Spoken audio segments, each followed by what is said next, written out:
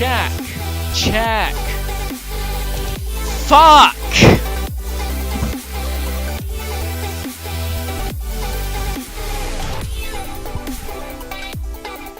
And we're back! Yeah, take the mute off of your mic. Literally on the volume control. No, this thing. That thing. Really? Put it on your head and get this shit on the roll! Ladies and gentlemen, we are here with the GetRECt 2018 Fall Split Gold Cap Demacia Division, plus the hardest road. We are getting into the first game. We actually already explained a bunch of stuff, but without further ado, let's jump into the fight. It is the hardest road versus Landsnack. Landsnack on the blue side, hardest road on the red side. Would you like to introduce the blue team? Yes, I would. For Landsnack, we have the top side. On top, we have the White Shadow playing Scion. Moose 9068 as Jack's Jungle. Iron Man Fan 34 as Nar Mid. Gar of the Sands playing ABC on the Shiver. And oh wait, no, that's flipped around. I forget if Sassiest Dragon is actually a mid laner or not, but whatever. It might actually. I think it's actually the White Shadow. Yeah, it looks like Sassiest Dragon is mid lane. Sassiest Dragon is mid lane with the Viger. Iron Man Fan in the top as Nar. Moose in jungle as Jack. White Shadow with support Scion. Oh, wait a minute. It says they can't hear you. So I'll introduce the blue side while you plug that thing in. Go ahead and introduce the blue side because I'm an idiot. Yeah. All right. So looks like in the top lane is Iron Man Fan on Gnar. In the jungle is Moose 9068 on Jack. Sassiest Dragon NA in the mid lane Viger. Gar of the Sands as Sivir ADC, and the White Shadow as Scion support. Yeah, meanwhile, we have on the hardest road, we have Merasomatic in the top lane playing Rumble, Hulk on Nunu and Willump in the jungle, Winged Nation playing Urgot mid, that's like a Season 5 classic, PG-13 and Seiko in the bot lane playing Jinx and Morgana. So obviously we've got Moose. Okay, so it is the White Shadow support, so I'll switch that up. My bad. I didn't expect a Scion support. No, it's not something you necessarily expect to see, but it's something that actually works. It's one of those cheese picks where you're just like, huh? But then you get into game and you're like, why is this Scion doing damage to me? Yeah, what? Like... He's sitting in a bush. I didn't know his knock-up was that far away. Because you can't see the wind-up when he's sitting in the bush, and then all of a sudden you're knocked up, and like, wait, what happened? Yeah, it's one of those things where it's really good as support, specifically because no one really expects it, right? Yeah. It's like, oh, well, you know, Scion, he's a top laner. Obviously, he's not gonna do much against us. And then he just kind of wrecks your bot lane because you weren't expecting the amount of damage he did, and you're sitting there, it's like, why is Scion bot lane winning? This is ridiculous. Yeah, it's basically anytime you see a melee character going ADC. Yeah, and it's like, you know, Renekton ADC. Yeah, it's like the Wukong ADC, the anything like that, and you're like, Yasuo why? ADC. It's like, why is this would working? You do that? Why is this working? I hate everything that you're doing right now. See, right there. See, it's called the tilt mechanic. Yeah, hitting PG-13 with that Roar of the Slayer, it's like, oh, well, that shouldn't work, but only because I really haven't ever thought of it before. Exactly. And it's always interesting to watch that kind of thing. You're always sitting here wondering, how well is it going to work? Is the cheese actually going to pay off? And it looks like it is really well right now. Oh, but we got a gank in here. Hulk flashes forward onto Sassiest Dragon, who flashes away Winged Nation. Hulk actually goes down for first blood. Winged Nation forced to flash away. That's 3 summoners for 1. The hardest road giving away first blood as well as the summoner advantage in the mid lane. But now Moose flashes forward. He's jumping onto Winged Nation, but he's forced to jump away. Winged Nation moving forward. He's going to hit Moose with the corruptive charge. It's not going to do anything to him. That's going to be just a 1-for-1 in that mid lane. Moose burning his flash. Yeah, definitely getting a little excited there. Definitely can see what he's thinking. It's like, hey, let's go in. But that shield from the Urgot W, getting that extra amount of not resistances, but just extra damage from it as well. Getting the pseudo health, I guess you could call it, from the shield. It makes it so that Moose cannot end up with that kill. Yeah, Wing Nation doing a pretty good job of zoning that jungler off, making sure that he can't get anything, that his time there is wasted. You know, it's not so horrible if, like, someone else's, you know, if someone else is roaming down there. It is horrible if the jungler could be getting farm, instead is visiting the mid lane and not getting anything out of it. Yes, definitely. There were camps still running around. It's not like, he could have just gone and got something and kept farming. He could have kept on just doing the normal jungle thing of just running around, getting all his farm. Yeah, there was a lot of potential to keep building that Jax up. You know, obviously Jax is not an early game pick. It's there in the early game to provide CC, in the late game to carry your team to victory, because that's just what Jax does in the late game. Yeah. So, you know. And the best way to do that in the jungle is to get that sure gold, run around getting those camps, and also then denying Hulk of his camps as well. Yeah, by counter jungling. Yeah. You know he's dead, you might as well go in and get a bit of counter going. Mm-hmm. Yeah, you're definitely right. And as well, actually, looking at this top lane, Iron Man Fan 34 has a call.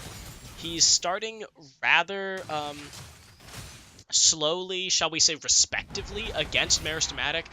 He is the top laner of the #1 team in Noxus right now, so he is a force to be reckoned with, and he has shown significant prowess on these melee champions, or on these carry-type champions, rather.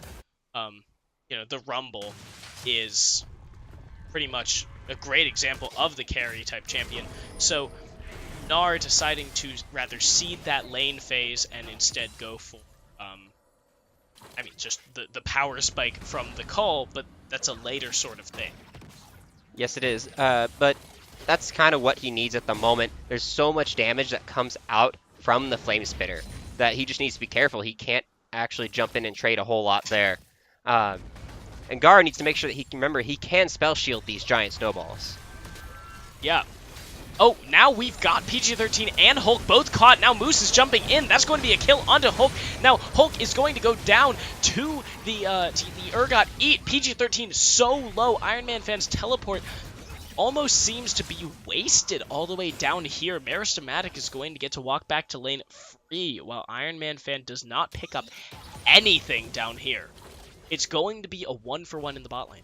It is. And good job from Iron Man fam channeling that teleport. I feel like if the fear hadn't gone off from the chains, if that fear wouldn't have gone off, knocked the White Shadow back, it would have allowed them to stick on to Winged Nation. And that might have been another kill. As it was, Winged Nation was able to back away, get out of the fight, without the White Shadow sticking to him, being a nuisance as Sion always is. Yeah, this Sion will be very good in the future. Toward the later game, he will be much better at zoning for his team, making sure that, you know, the hardest road can't really just kind of roll over these enemies like they've been accustomed to. Sion's going to be way too tanky for that to actually happen. So the White Shadow, basically, that is his motive for the entire game. But meanwhile, Iron Man Fan and Meristematic are dueling it out. Winged Nation and Hulk coming in. But we're going to see Iron Man Fan jump over the wall. Sassiest Dragon just get a stack or two off onto the hardest road. Yep, good escape there. Good awareness from Iron Man fam. Noticing that Hulk was coming up the side. He had the snowball, it was primed, it was ready. And just decides, hey, I'm going to hop over the wall. Yeah, he didn't actually have any wards there. The only ward he had was in front of the what is soon to be Rift Herald. But, you know, that's just good map awareness. Yeah. That's really good map awareness, just knowing that, like, oh, well, I'm dueling the top laner right here. The jungler and mid laner are going to be here soon. Especially since they're not mid lane right now, so yeah. I need to watch out. That's something that I still need to work on. I'm not very good at that. Well, it's something. Yes, it's hard to work at, but it's really hard when you're in combat with somebody. You're not. Yeah. The moment you jump into combat with somebody, you're not going to be looking for that missing person. Yeah, it's that whole: are you focusing on fighting, or are you focusing on the map positions of the other team? If you can kind of do both, because it's not like Gnar is a super mechanically complex champion. It's not No. like you're playing a Zed or a Talon or something. You're still a tanky sort of dude. But now we've got Meristematic and Hulk coming in here, the biggest snowball ever, forcing Iron Man fan to flash away. He's going to jump as well, going to evade Meristematic and Hulk. Gonna get out of there at the cost of his own flash. Yeah, and those snowballs are really scary, especially when wound up from such a long distance. They can get insanely large really quickly. Yeah, and Hulk has had a couple of massive snowballs already. I mean, I've seen, like, every time it's on him, the camera shows up on him in a lane, it's like, oh, well, here we have Hulk and his snowball that's the size of Canada. Yeah, and that's exactly what you need to do with Nunu. You need to make sure that snowball's leading you into the fight every single time. But we've got a Scion. Oh, Moose is here as well. That's going to be a 2v2, 3v2 now. The Gar is here. They're going to take down Seiko. The teleport from Meristematic coming in, but in vain. He's actually going to complete that, surprisingly. I have to wonder why he completed that teleport. Are they going for the dragon? It looks like they are going to attempt to go for this dragon. With Iron Man fan in the top lane, does not have his teleport. Yes, it would still be a 4v4, but I would take this 4v4 if I was the hardest road. Sassiest Dragon is just starting to rotate now. He's going to be there far too late for a fight over the dragon. Wing Nation standing in the back, but now Moose is in here. He's going to stun up Wing Nation, flashes back over the wall. The White Shadow and Gar of the Sands are in the front of the fight. That's going to be the Flame, that's going to be the Rumble Ultimate coming out. Meristematic is chasing down Gar of the Sand. Hulk takes down Moose 9086, and the dragon goes to road. Gar of the Sands forced to flash away. Meristematic is chasing them down. Wing Nation, PG-13, and the rest of the team are following them. That's going to be the knockup coming out for the White Shadow, but Sassiest Dragon is still taking a bunch of damage. He just used his ult, and it didn't do anything. Gar of the Sands, now he is trying to go back, but he can't. The White Shadow stunned up. He's going to go down. Sassiest Dragon, Gara of the Sands taken so low. The White Shadow chasing them down, but it looks like Road will be satisfied with this. That's going to be a 2-for-0 plus the dragon for the hardest road. And that is extremely close, especially with the Comet coming in on the backside. Gar was low enough that it was targeted onto the Sassiest Dragon, but if he wasn't careful and walked into that zone, the Comet still would have hit him. Yeah. And that would have been absolutely terrible. Yeah, as well, PG-13 on the hardest road. He was doing so much work in that fight. The Flame Chompers, the Zap, as well as just the fact that even at this early level, Jinx can still do damage if you leave her alone, which they did. PG-13 was doing so much work in this fight, and just they didn't let her go, even though Jinx was so low at the end. Yeah, no, she was extremely low at the end, but they just didn't target her at all. Yeah. And that was the biggest thing. Of course, I mean, it's kind of hard to target someone whenever you're a little scared of the bigger, badder thing that's chasing you, that's actually under the turret. Which is the Urgot, basically. The Urgot's the big scary thing with the execute ult that's coming at you that you're like, kill him, kill him, kill him, because tunnel vision. Yeah, it seemed like here Landsneck was kind of tunneling onto the Urgot, but they're actually going to get the first turret, put themselves at a 2,000 gold lead despite the dragon and the 1-kill deficit. Their CS leads doing a fair amount of work for them. And that first blood gold as well also helping them out. Hulk taken so low. Now we have Sassiest Dragon pinging for assistance, but Hulk is here.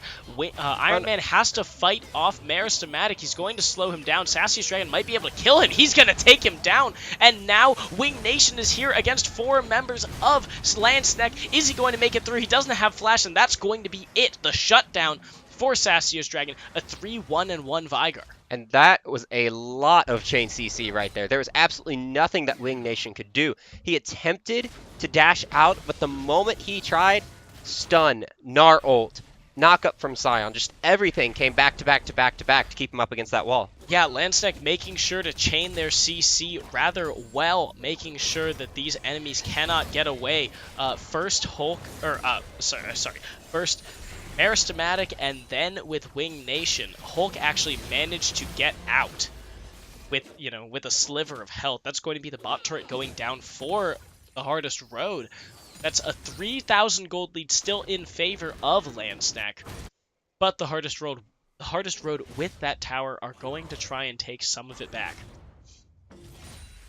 So, and that top tower on the side of the hardest road looks like it's about to fall any second. So they need to make sure they're careful about that. Giving Gnar any free time up there means it's dead.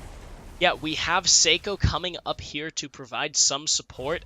He doesn't quite have his quest completed, so he's not going to be able to clear that ward there. But coming up there just to make sure that Iron Man fan couldn't just push in Meristematic directly. But Gar of the Sands is here now. So is he going to be able to push this in and take that top turret? We will see. My guess is yes. Sivir is definitely really good at pushing the waves with the bouncing blades, as well. Just a very good person to shove. Especially against a Rumble. Rumble's going to have to constantly use Flame Spitter. That's going to be the thrill of the hunt. That's going to be Moose stunning a Meristematic, and he's going to go down. Oh, wow. The ultimate coming out from Rumble, not going to be able to do anything. In fact, seems almost like a waste at all. 3 members of Landsnack up here. It was a little bit of a wasted equalizer. I mean, it does often equalize fights, but in the sense of a 1v3, oh, but Sassiest Dragon, now he's knocked up. Wing Nation and Hulk are both in here. That's going to be the ultimate coming out. That's going to be the kill for Wing Nation. The Scion ultimate coming in. It could be a 2v2. Hulk is here.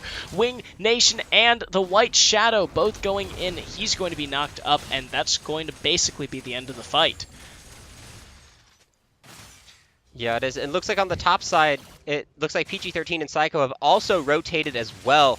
They are matching Gar of the Sands in the top lane, not letting him take this tower extremely easily. They're not going to just roll over and let them have it. Oh my god, it's Psycho, isn't it? Hmm? It's Psycho, not Seiko. Psycho? That's my guess. I've been pronouncing it Psycho makes so much more sense. I was gonna say, I've been pronouncing it like Psycho for over a year now. You mean like Seiko? Yeah, Seiko. My guess is it's Psycho. I don't know. But that's just my guess. The worst part is I could have asked him this at any time, and I never did. I need to.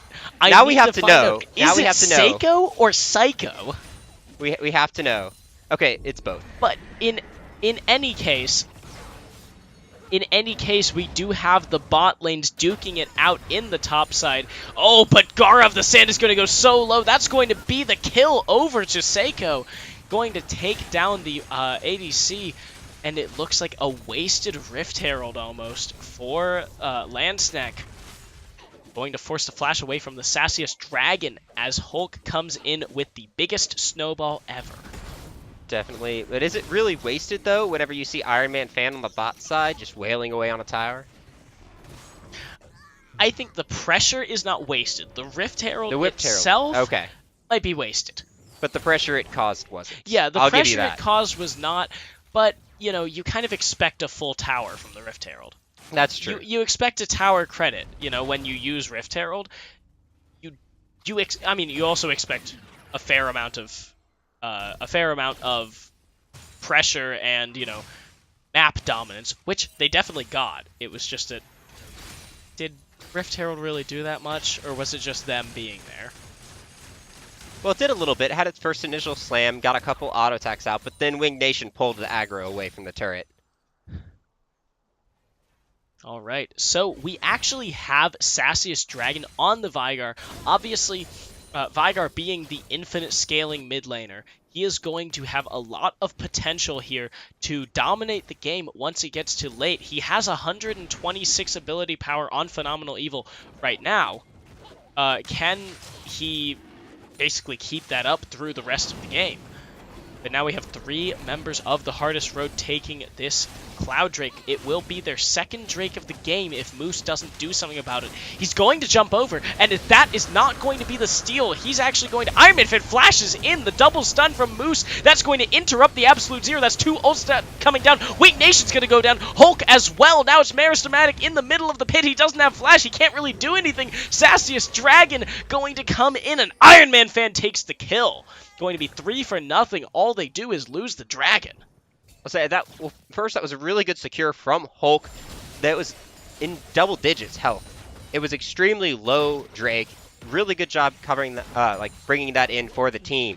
But also, Iron Man fan, great control of Mega Gnar, knowing as soon as he flashed in that he's going to have it in maybe 2 seconds, immediately then ults and does the giant Gnar into the wall. Yeah, it almost seemed like Road overcommitted to killing the dragon. Meristematic threw himself into the danger zone, silenced himself on that rumble trying to secure the dragon, which Hulk did, but that's kind of something that's assumed because he's Nunu. He has Consume, he has Smite available, and then with Wing Nation there, when they don't really have, they basically don't have 2 champions because Hulk has used the damage from his Consume, as well as immediately getting his Absolute Zero interrupted by Iron Man fan. It's kind of a 2v2 at that point, and the Hardest Road just lost because Meristematic was silenced. So a good dragon take by Hulk there, but an overcommit overall by the Hardest Road. Yes, definitely. The equalizer that we saw there did come out a little bit late in that fight. It came out after after Wing Nation had already, after Hulk had already fallen. Whoever died first, they had already fallen before the equalizer came out, and that's something you want at the start of the fight rather than at the end. Yeah, and that is obviously very explainable by the fact that, Meristematic overcommitted for the dragon, was silenced for it, or, he was silenced Overheated, and yeah. then dropped the equalizer. He overheated too early in the fight. But at the same time, it's like, as much as you can justify it by that, you can't really justify it, you can't justify it because you shouldn't have overheated in the first place. Mm-hmm. But still, it seems like the Hardest Road are making calls. They're not playing from behind. They're just, they're playing from ahead. It just so happens that they're at a 5,000 gold deficit. Yeah, it is. Just a little bit. And sometimes that works just fine. Sometimes you can do that. But in this case, we just saw that you can't. You have to respect the fact that Snek has the gold lead. Yeah, I think that, I don't know. I like the fact that Road is still playing aggressive.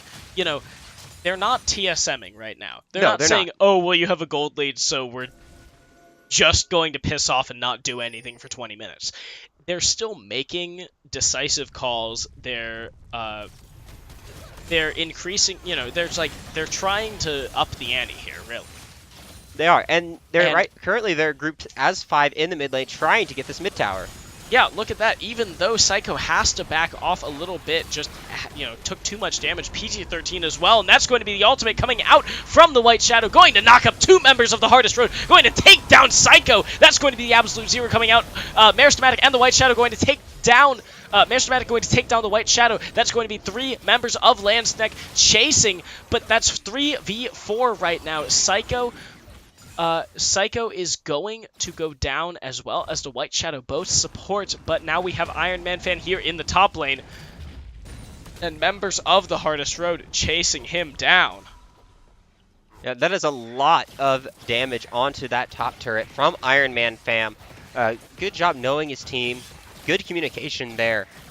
They're saying, hey, we got this. We're fending them off. Just take that turret. Don't care about anything else. Yeah, knowing that you are at a comfortable gold lead. Oh, but is Moose going to have to back off from Wing Nation here? Wing Nation does not have ult. So it looks like he is just backing off to save his own skin. Wing Nation not going to be able to get the Death from Beyond. Fear from Beyond. That's such a weird name. It is. The Fear from Beyond off onto Moose 9086.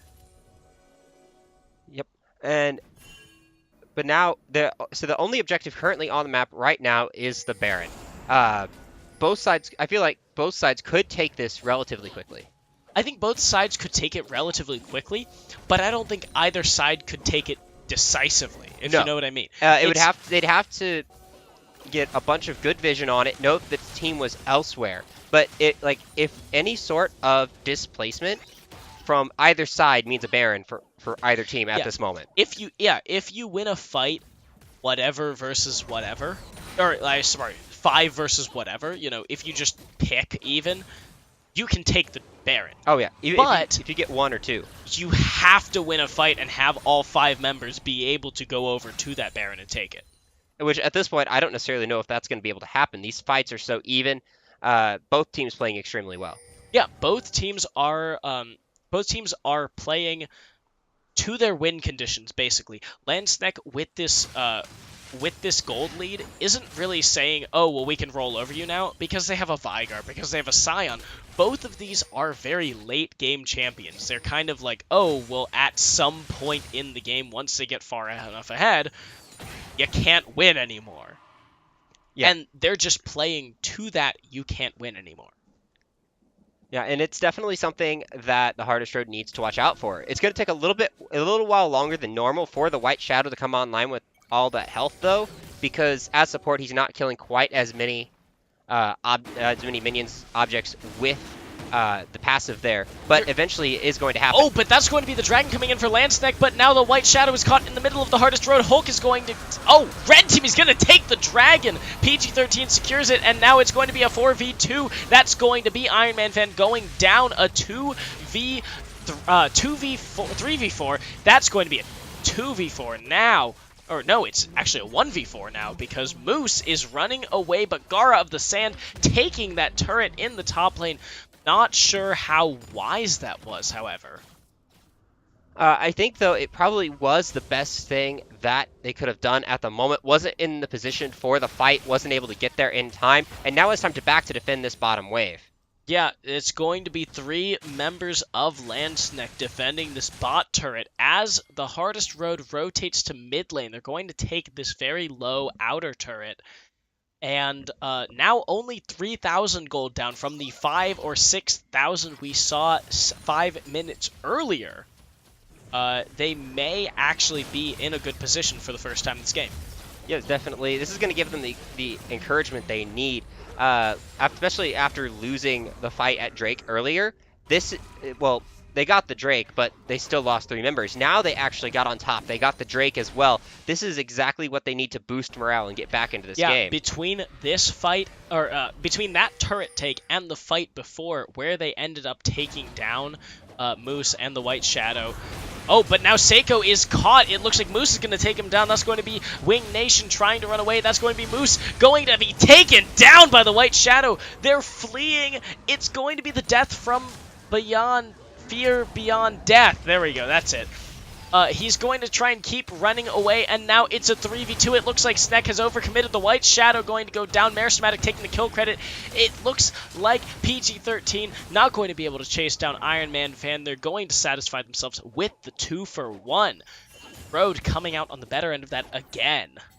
Yes, again, and with Nunu on this top side, they see Gara of the Sands in the bottom side. This could be a time that they look, especially with Iron Man having it back. Yes, he has TP, but this could be a time where they look towards that Baron, if they weren't so spread out. Yeah, unfortunately for the Hardest Road, Meristmatic teleports bot lane, ends up losing the turret anyways to Gara of the Sand.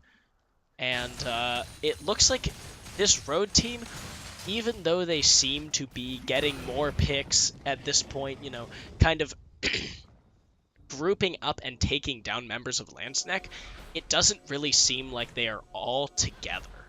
No, you know, they're taking things together. Yeah, they're just not. They're not playing together. It definitely is good of Landsneck. They're doing a good job of spreading this map. Even in these fights, you see someone go down on the other side, but then all of a sudden, oh, what's this? Iron Man Fan, Gara of the Sand. They're off in another lane, wailing on a turret. Yeah, it seems. Yeah, it basically seems like Sneck is losing these fights specifically because one of their members is in another lane, and now that's going to be Wing Nation going to jump in onto the White Shadow. Moose is going to go down. That's Hulk chasing down 2 members of Sneck. Sassiest Dragon going to be taken very low. He's slowed, and he is taken down by PG-13 on a killing spree. 3-0 and 6 for this Jinx. Yeah, and this is exactly what we were talking about before. They got 2 picks, especially with Moose being down. That's the jungler. This is basically a free Baron for the Hardest Road. Yeah, an easy Baron take for the Hardest Road. They're going to start it immediately. Iron Iron Man fan is here, but he's not that strong. He only has 2 items. He can't stop 5 members from doing it. Gara of the Sand here as well. He actually has 3 items. But red team going to take it anyways. That's going to be Hulk securing it for the hardest road. They have the Baron, and they are going to head to push in this top tower. Yeah, and definitely, especially with this Nunu that Hulk is on, I would have been extremely surprised if Landsneck was going to be able to steal this, especially between the Consume and Smite. That is a lot of damage to try and overcome. Yeah, I mean, specifically between the Consume and Smite, no one should be able, basically in a matchup between 2 junglers of equal skill, Nunu should win it 95% of the time. And Nunu's higher level in this case, too. Yeah, there's no reason that the higher level jungler, who also has, 800 damage, 800 Actually, I'd say it's damage. I think it's 950.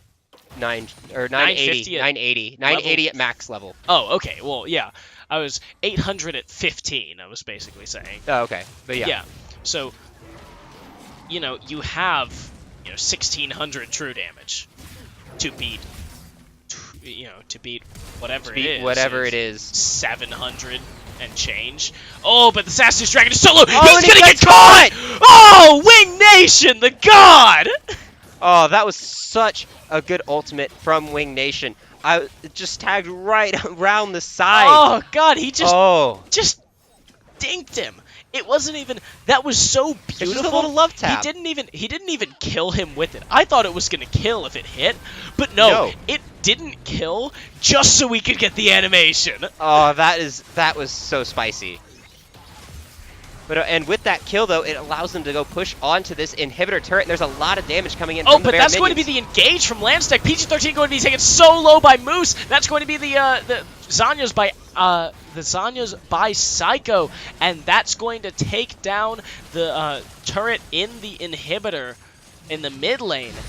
Oh, there's another one! Oh, baby! Wing Nation is popping off here. He is 9, 2, and 5 on the Urgot right now. Oh, wow. A good attempt by Gara. You can't spell shield the second half of the ultimate, though. You can only spell shield the first half. Yeah, you can only do the harpoon. He just clicks you and kills you because that is just so cool. Not when you're the one being killed, though. I don't know. I still think it feels cool. It feels cool to just get absolutely wrecked like that. But now we have Iron Man fan chasing down Meristematic. I think he's going to get the kill. Yep, that's going to be it. Meristematic goes down to Iron Man fan, but not before getting 2 towers in the top lane. Yeah, I don't necessarily know if the Gnar was worth it. It was extremely low. Yes, kill secured, but yeah, that is an ultimate that's going to take a little while to come back up. Yeah, and Maris didn't have flash up either, so I think it was fine because it's not like there's going to, there's no objective left on the map right now. So it's not like Landstack is going to need to fight over anything right now. That's true. But at 4,000 gold almost 4,000 gold in the lead, the hardest road could just decide to start moving forward and pushing in some of these outer lanes while they have the super minions coming in the mid lane. They can, especially, it's going to take a lot of people to hold this wave. They could leave Sassiest Dragon there alone. However, he's not going to be able to. Yes, he'll do more damage because he's AP, but he's not going to be able to tank the wave. So they want to leave someone like the White Shadow with him, but really White Shadow needs to be on the bottom side right now with the rest of his team. Yeah, now with 3 members of the hardest road committing to this bot side, it forces the members of Landstack to go onto that side. It doesn't really look like they're actually committing to anything. Again, there are no respawnable objectives on the map. It just looks like they're looking for picks. The White Shadow actually going to be caught. He's rooted up twice, and that's going to be the kill for PG-13. Yeah, it is. There's not a whole lot White Shadow could do about that. And with that, though, now it is a 4v5, and they can now look to do something. Yeah, great pick by the hardest road. They're going to start pushing all of these waves in, utilizing... Actually, the Baron's down, but utilizing the damage that they have, but PG-13 might be in trouble right here. He's going to be stunned up and taken down by the Gara of the Sands knocked up instead. Hulk going to channel the absolute zero, but he is going to actually get away. That's going to be the kill for Wing Nation using the fear from beyond. Sassiest Dragon now in trouble. Meristematic and Wing Nation jumping onto him. Meristematic going to get the kill onto Wing Nation going to get the kill onto the Vigar. Now he's knocked up under the turret. That's a quadra kill for the Urgot. Seiko and Hulk going to knock up the White Shadow. Is he going to get the Penta? They're under the turret. He wants it. He's fighting for it. He Psycho's doesn't have taking the it for ultimate. him. He's going to... No! No! Oh, God! Psycho, you monster! Taking it with the Tormented Soil. Oh, that's so but sad. now we have Hulk going to take down this inhibitor. Nope. Okay, they're just going to go for the end. That looks like it's going to be the game. The hardest road with a shaky early start. It looks like they are going to move in and take the game over Landsnack. Yeah, they are. Good job of them overcoming that early deficit that they had, especially in the face of these really scary scaling champions. Vigar is, no matter how tanky you get, Primordial Burst is still a Primordial Burst. Yeah, if you're 7,000 health, if you're at 2,000 health, you're still dead. It doesn't matter. It'll just do 2,000 damage to you. But the hardest road, making sure that they could mitigate that advantage from the Sassiest Dragon. He started off 3-1-1, ended up 7-6-3. He only got, or he didn't get more kills than he was killed. Yeah. For the rest of the game. The hardest road coming back great from that deficit. Yeah, and definitely was on the back of Wing Nation, doing a fantastic job piloting the Urgot to perfection. Yeah, 13-2-6 is definitely a great scoreline for an Urgot. Oh, yes. Making sure to get those great fear from death. Fear from death. Fear from yes. death. That sounds right, but it just sounds wrong too, at the same right? time. The fear from death, making sure that it can, doing work with that ultimate, as well as PG-13. Even though he never really popped off as Jinx, he still did enough work as his team's ADC, making sure that they had that DPS while Wing Nation was just blowing people up. Yeah. So now that is going to be the first, or the final Noxus game, going to put the hardest road as uncontested, the first team in Noxus Division. So after these next 3 games, you are going to see what the matchups are for Cross Conference Week 7. So Yes. We will be right back, and don't go anywhere.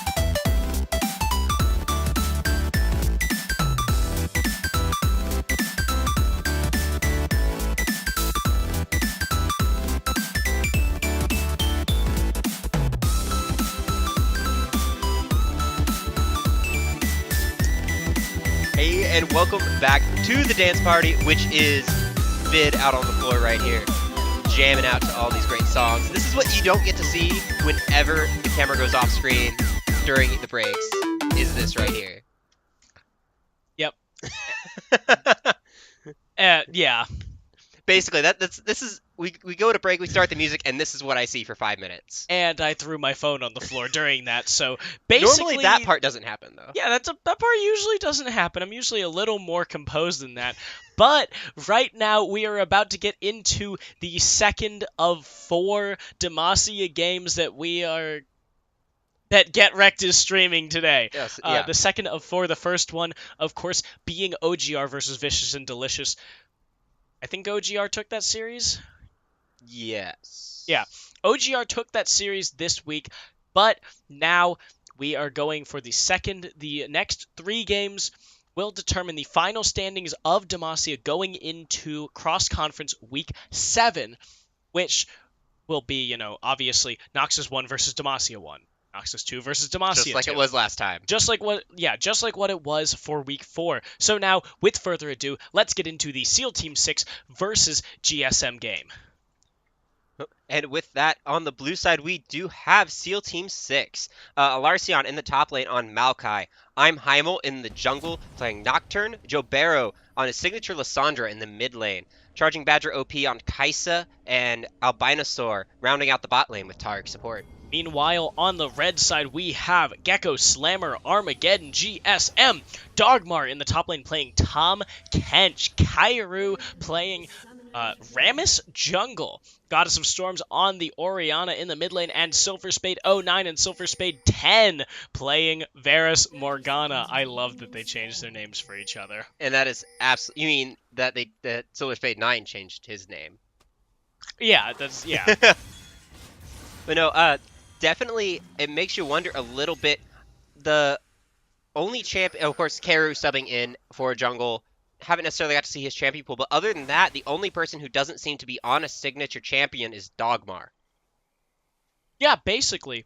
It makes you wonder a little bit what happened in the pick ban phase, especially with SEAL Team 6 getting all of these picks that they are known for. Yeah, SEAL Team 6, that's... the Maokai obviously is Alarcion. It's not really Alarcion's signature champion anymore. No, but just because of what happened after Conqueror was released. Yeah, but no, before Conqueror, he was the god Maokai. It was God Alarcion, don't want to be in that top lane wherever he is, just run away. And then, of course, in quarterfinals in spring, Conqueror became a thing. Yeah, then Conqueror became a thing, and John McLeod just kind of... smacked Alarcion repeatedly. Yeah, that's basically how Conqueror works. Yeah, but now we've got the Maokai back, the Nocturne, that's an I'm Heimel special. Joe Barrow has been spamming Lissandra for basically the last 4 months. Yeah. Charging Badger, Kaisa is his champion, and meanwhile the Albinosaur, her safest tank. Is just by far her safest tank. So it seems like SEAL Team 6 is all on comfort picks, but GSM also on mostly comfort picks. Yeah, Silver Spade pulling out the Morgana once again. And now Silver Spade 9, formerly Levis, pulling out the Varus, which is something he's also been playing a lot in these last couple weeks.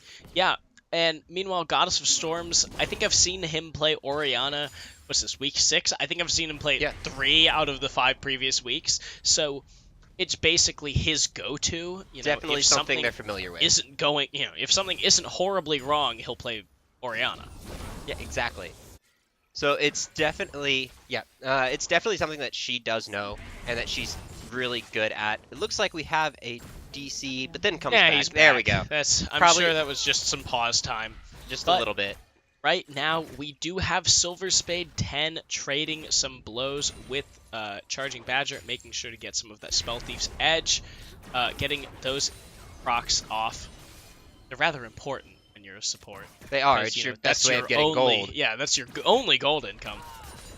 Well, other than that, minimal, 1 or 2 that you get whenever a CS dies around you. But that doesn't even count. No, that's that doesn't so minimal. That doesn't exist anymore. It's literally 1 per 10 plus it's 1 per 10 plus whatever. Oh, so they got rid of that too. Ooh. Yeah. the 1 per gold that dies around you, they got rid of last year. I apparently don't play support enough. I think you just don't pay attention to runes enough. I don't pay attention to items. I just buy whatever sounds good. Yeah, that sounds about you. It's, you know, I'm up against, you know, whatever I want. I'm like, yeah, this item looks cool. I want to buy this one. Yeah. I'm ADC. I want to buy a Stormrazor. That looks cool. I don't know. I don't care who I'm playing. It looks cool. I want it. Well, luckily for you, Stormrazor's pretty good. Yeah. So, let's talk about Kairu, the dark horse here. Not really having a place. You know, not the starter for GSM, obviously. But playing and, or more importantly, playing Rammus. Yeah, Rammus is definitely something that I've personally seen skyrocket in popularity with the release of this new patch. It's something that is really good at, of course, Rammus is known as a single target lockdown. Goes in, pops the taunt, and they're just stunned for what feels like ages. Can't move, stuck in that position. And it's especially good into really high attack damage comps. This is not necessarily a high attack damage, but there is a lot of auto-attacking in it, coming from I'm Heimel and Charging Badger OP. Yeah, even if Charging Badger goes for the more on-hit AP sort of Kaisa build that we see, I don't really see why he would, given that Albinosaur, Alarcion, and Jobero, you know, however marginally, still build AP items, kind of. But even if he were to build AP, Rammus is still really, Rammus is specifically very good against auto-attacking.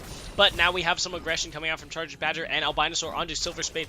09, not going to quite get the Plasma proc off. That's going to be a fairly large amount of Kaisa's burst just completely mitigated. Yeah, it is. And it looks like, though, we do have a roam coming down from Jobero, looking to get a little bit of action here in the bot side. Oh, but that Silver Spade Jobero flashes forward. He's going to go in on Silver Spade 10 who flashes away. Silver Spade 09 now going to stun Jobero under turret. He's going to go down, but Silver Spade gets the kill onto him, whereas Jobero gets the kill onto Silver Spade 09. I'm just going to call him levies. This is way too hard. I did not sign up for this. But no, fortunately for Team 6, once again, first blood happens for blue side. Just like in last game, it's a tower dive. Blue side got first blood again this game. Yeah, red side picking up the kill as well, but, you know, it's still not first blood. No, it's not. Now let's watch some tanks pull each other around a little bit. Yeah, Dogmar and Alarcion just smacking each other around a little bit. I'm not gonna lie, every single time I see Tahm Kench in the top lane, I'm just like, please no. Just because he's so frustrating to deal with. Yeah, every time I have to play against a Tahm Kench, I just kind of sit there and think, you know, I just kind of put my hands together and I get down on my knees and I say, oh dear Lord, what did I do to deserve this? Like, I thought I was a good person. Oh, exactly. But now we've got the paranoia coming in. I'm Heimel is going to get Goddess of Storm stunned. Jobero going to take him down. I'll say it's definitely good of Goddess of Storms popping the command Shockwave right before the fear came and couldn't do anything as a result. But unfortunately, it wasn't just quite enough. Jobero there with the range to take her down. Yeah.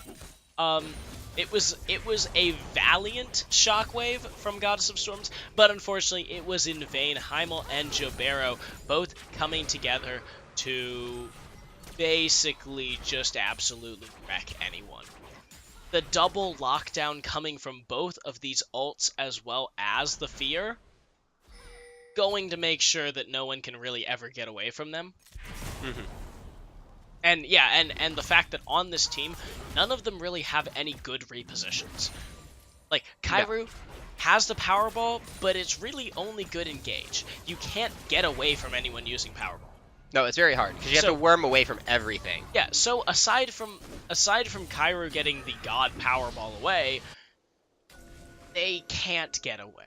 they're really just all engage, and GSM is going to have to use this to their advantage, make sure that they're always pressing anything that they have. It doesn't matter if they're actually down in gold, as they are right now. They have to make sure that they're pressing it wherever they have a lead. Yeah, and so right now, I definitely feel like the best 2 lanes for that are the top and the bottom lanes. Yeah, top's dead even. Top is dead even. Bottom lane at least has a relatively even CS lead, and with Silver Spade having that kill, unfortunately, Silver Spade's 10, unfortunately, rather than Silver Spade 9. Yeah. It is relatively even though in those lanes as a result. Yeah, the problem is really right here in the mid lane. Jobero having the 2-kill lead over Goddess of Storms, and now Heimel is here. That's going to be Dogmar rooted up. They're going to jump over, and he is going to not quite be able to flash the wall. He fails the flash, and now Jobero is here to take the kill away. Dogmar going to go down to SEAL Team 6. Yeah, and that's really unfortunate, but a good rotation from Keiru and the rest of GSM going to attempt to secure this Drake. It looks like Charging Badger wants to try something on the side, maybe looking for a kill onto Keiru. Yeah, it doesn't look like he can do anything, but the Paranoia comes out onto Silver Spade 10. That's going to be the Shockwave. Oh, wow! Heimel steals away the Dragon. That's going to be the kill onto Keiru, but Charging Badger goes down for his trouble. Jobero's here. That's going to be the Frozen Tomb onto Goddess of Storms. He's going to go down as well. A 3-for-1 over for SEAL Team 6. Yeah, and definitely a good attempt by Keiru. Running back into the pit is like, hey, this is at 800 health. I can whittle this down. But unfortunately, just smites a little too early. I was worried about the level advantage from I'm Heimel and attempts to smite it away at the perfect time. But unfortunately, just smites a little early and gives it away. Heimel just picking it up with a free smite. Yeah, GSM tossing away that Dragon, giving an Infernal over to what could very well be a very scary high damage team. SEAL Team 6 thanking them in chat, hey, thanks for the leash, lol. Lols. And so now they are far ahead, 2,500 gold, 6 kills to 2, as well as an Infernal Drake. SEAL Team 6 going to be comfortably in front of GSM. Yeah, and this is exactly where SEAL Team 6 wants to sit. They have a really strong engage comp. They are, especially like you mentioned earlier, GSM doesn't have a lot of repositioning. So the moment that they get caught out of play, SEAL Team 6 can dash in, run instantly to them, and there's nothing really GSM can do. Yeah, as well as historically, SEAL Team 6 has been a very good team at pushing a lead. Once they get a lead, they can win it. Now, as we see that here, Dogmar moves out of position. The top 2 members, Alarcion and Heimel, take him down. The 3 members, Jobero, I'm Heimel, and Alarcion, have been playing together for a full year now, basically. Yeah, basically, they know each other's strengths and weaknesses. They're really good about roaming to each other's aid, knowing exactly what the other is needing to do. Yeah, it's almost like they're psychic. Yeah, oh, and now we have Goddess of Storms here. He's not going to be able to get off the Shockwave before. Now Silver Spade going to be stunned up and ignited. Doesn't look like Keiru. He's going to hit I'm Heimel, taunt him. He's going to flash away, and now Silver Spade. Zanya's in the wrong position. Heimel going to be able to take him down. He's on a rampage, but will Jobero manage to get out? It looks like Keiru is going to hit I'm Heimel. Great peel, but that's going to be the kill onto both of them. Heimel and Jobero going down, trying to save each other's lives. That was a great chain of corruption right there. Coming over the side from the blue buff, just running over, tossing it along the side, throwing it, not in range to auto attack, but close enough to throw all your abilities. Yeah. And that was really well done by Silver Spade 9. The former Levis going to make sure that Heimel's sacrifice is definitely in vain. Going to chain of corruption him, get the bounce over to Jobero, and going to make sure that both of them go down in revenge for his team. And that's a pair of shutdowns. Yeah, that is a pair of shutdowns. A 4-1 or a 4-0 and a 3-1, both going to be very lucrative. And now we have Albinosaur taunted. He's going to be knocked up. He goes down before the Cosmic Radiance comes out. And that's really unfortunate. It was just a split second. You're just like, give me that little bit more time, oh, please. why am I dead? I didn't deserve this. I definitely feel like the I didn't deserve this is running against SEAL Team 6 right now. Yeah, it seemed like you know, being kind of the buddy squad, making sure that everyone takes care of everyone. It seemed like that would work for them in the past couple of weeks, you know? They've really been grouping up and making sure that the other guy is taken care of. But, unfortunately, it doesn't seem like it's working here. Heimel tries to be the good guy for Jabero. Both of them go down. You know, the Albinosaur and Charging Badger try and go in as the buddy squad. They go down. Yeah. It would have been fine. Like, it was really good of I'm Heimel to sit there and guard Jobero. However, Silver Spade was missing from lane. Yeah. And that should have been the call of, we just need to get out. I don't care. Would one of us die or both of us die? We just got to... It doesn't matter. Guy. I mean, it doesn't matter whether you live or not, because I need to protect my own ass at this point. Well, and at this point, Heimel that was a 4-kill shutdown that Heimel gave away. Oh, now Jobero in onto Kairu. That's going to be the kill going over to Heimel. Immediately popped from the Paranoia. I'll say I don't necessarily know if that was a necessary Paranoia. It's a little bit. I feel like that was a little bit of an overkill. Yeah, I think it was a little bit overkill, but look at how much. You know, he's only got 3/4 cooldown left already. That's true. It looks like he does have the presence of mind. Going to make sure that he has it. Oh, but now Albinosaur caught in the command shockwave, going to be forced to flash away. Charging Badger doesn't have his flash. Albinosaur didn't go down, and now Dogmar has him devoured. That's going to be a double kill. The bot lane of SEAL Team 6 going down to GSM's rotation with the Tom Kench ultimate is called not Deepwater Dive. It's... Damn, I really thought that would work. Oh, well, close enough. But it's close enough. But really good job of GSM, though. They are making sure that they are countering SEAL Team 6's bot lane extremely well. Kaisa is not an ADC that you want to let go. Yeah. And as well as Charging Badger has been absolutely monstrous whenever they let him get Kaisa and get ahead. But Heimel flashes forward, doesn't get the kill, and now Jobero, he's going to leave his teammate out to dry. Scumbag Heimel. Silver Spade 9 is on a killing spree, and now even though Dogmar is caught, it's still a sour victory. They're going to let GSM have the dragon. And a 1-for-1. And 1-for-1, but I definitely, I would take that if I was on the side of GSM. Kairu got that, and it was 2 levels down on I'm Heimel. Yeah, Kairu doing a great job at securing that dragon. SEAL Team 6 overcommitting for what could have just been a regular, steal attempt. Yeah, and there you go. Good guy, Larcion. Look at that. Making sure tanks the turret for his whole team. It's like, oh, wait a minute. It's the Albinosaur. I don't have to tank that. Yeah, it's a tanky tank. Hey, I'm Maokai. Don't bother yourselves. Now, we do see SEAL Team 6 getting far ahead in the turret game.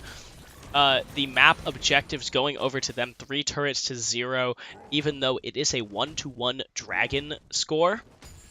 But still, they are 4,000 gold ahead at this point.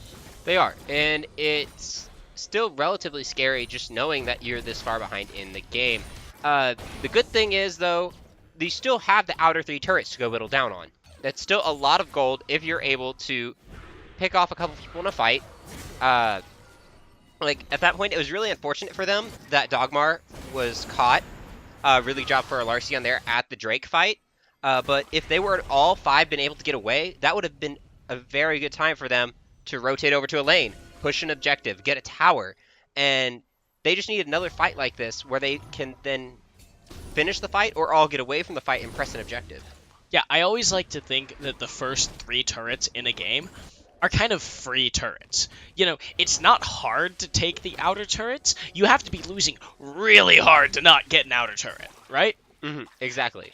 And so it seems like, I mean, GSM is down 4,000 gold. Don't get me wrong. They're down by a significant amount right now. But it's not like, you know, it's not like it's an insurmountable lead and they'll never be able to get back from it. Because it's 3 outer turrets, really. Like, it's 1,000 gold per turret. That's 3,000 gold. They're down by 1,000 more, which is the 3 kills.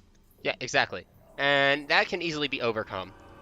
We saw that definitely Heimel and Jobero getting a little excited, wanting to make sure that, for instance, Heimel flashing in, Jobero coming in right alongside him. That was a 2v5. The rest of the team wasn't there yet. And they got a little too excited, jumped in a little bit ahead of everyone else, and they got punished for it. Yeah, it seems like a little miscommunication on SEAL Team 6's side. It seemed like Heimel just wanted to go in for the hero steal. Meanwhile, Jobero wanted to go in for the pick-off fight. You know, just take out someone while you're in there. Heimel didn't really... It didn't seem like Heimel understood that. So Jobero just kind of jumped in and died.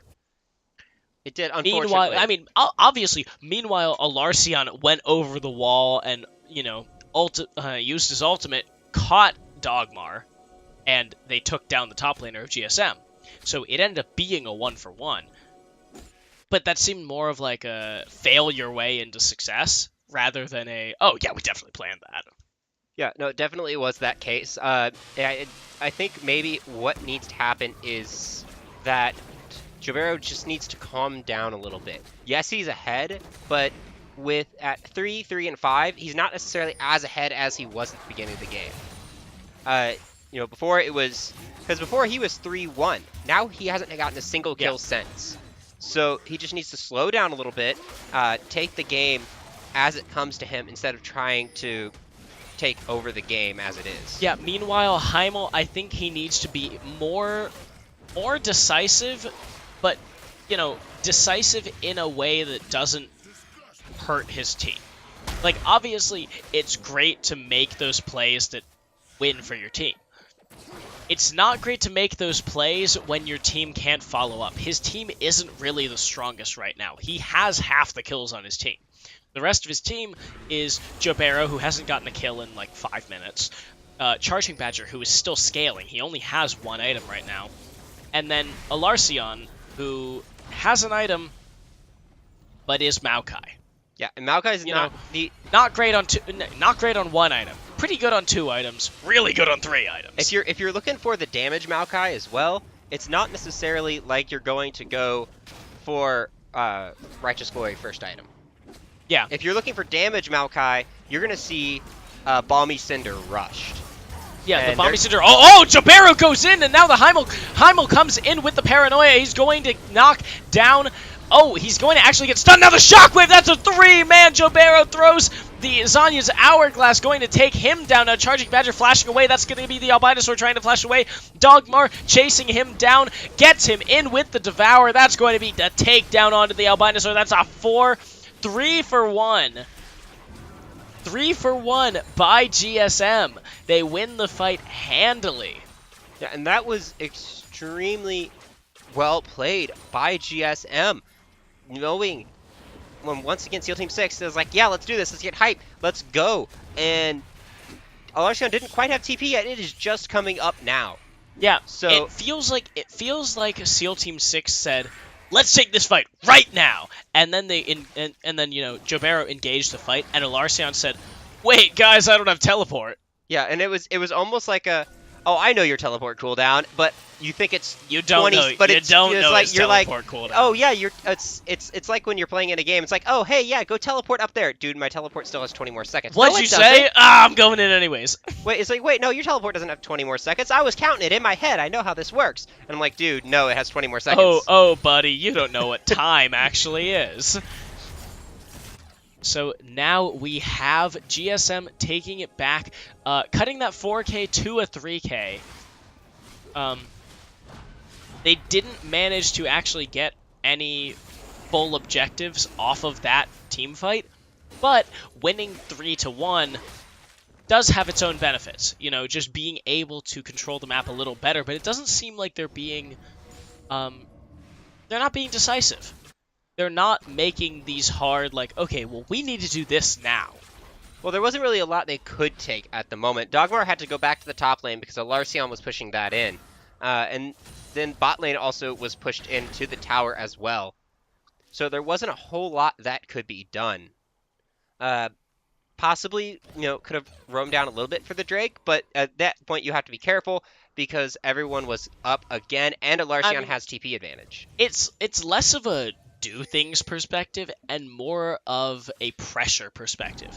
You can threaten the dragon. You don't actually have to take it, but you can threaten that dragon. You can make it so that they're saying, oh, well, are they going to take the dragon? Instead, it seemed like GSM didn't really do it, and now it looks like SEAL Team 6 is just going to get it for free. GSM is rotating far too slowly to be able to get anything off of this dragon. And if Jobero goes in, I kind of wanted him to go in too. Yeah. He's been trigger happy this whole game, and really excited to see. Really want to see one of these fights come out in his favor. Yeah, trigger happy is definitely a good word for it, because it's not necessarily a bad thing, but it's not necessarily a good thing either. If you're trigger happy, you make these hard decisions. But if you're trigger happy, do you make the decisions right? Yeah, you're just making the decision. You're making the decision. You're making the decision to go in, but is it exactly the best time to go in? Yeah. So it could be a great time to go in, and that's a wonderful time to be trigger happy. Yeah. But recently in these last several fights, it is not. It seems like he's going in about 4 or 5 seconds too early for his team to say, I think Jobero just went in. Should we follow him in? Yeah, we probably should. Yeah, we should follow him in. It kind of feels like that's the thought process that SEAL Team 6 is going through. It is, and I feel like it's maybe 2 seconds of yeah, we probably should, and then the remainder of the 5 is like, we should go in. And so now that we've decided, we actually have to get there. Yeah. You decide that you should get there, and then you spend some time getting there. Yeah, exactly.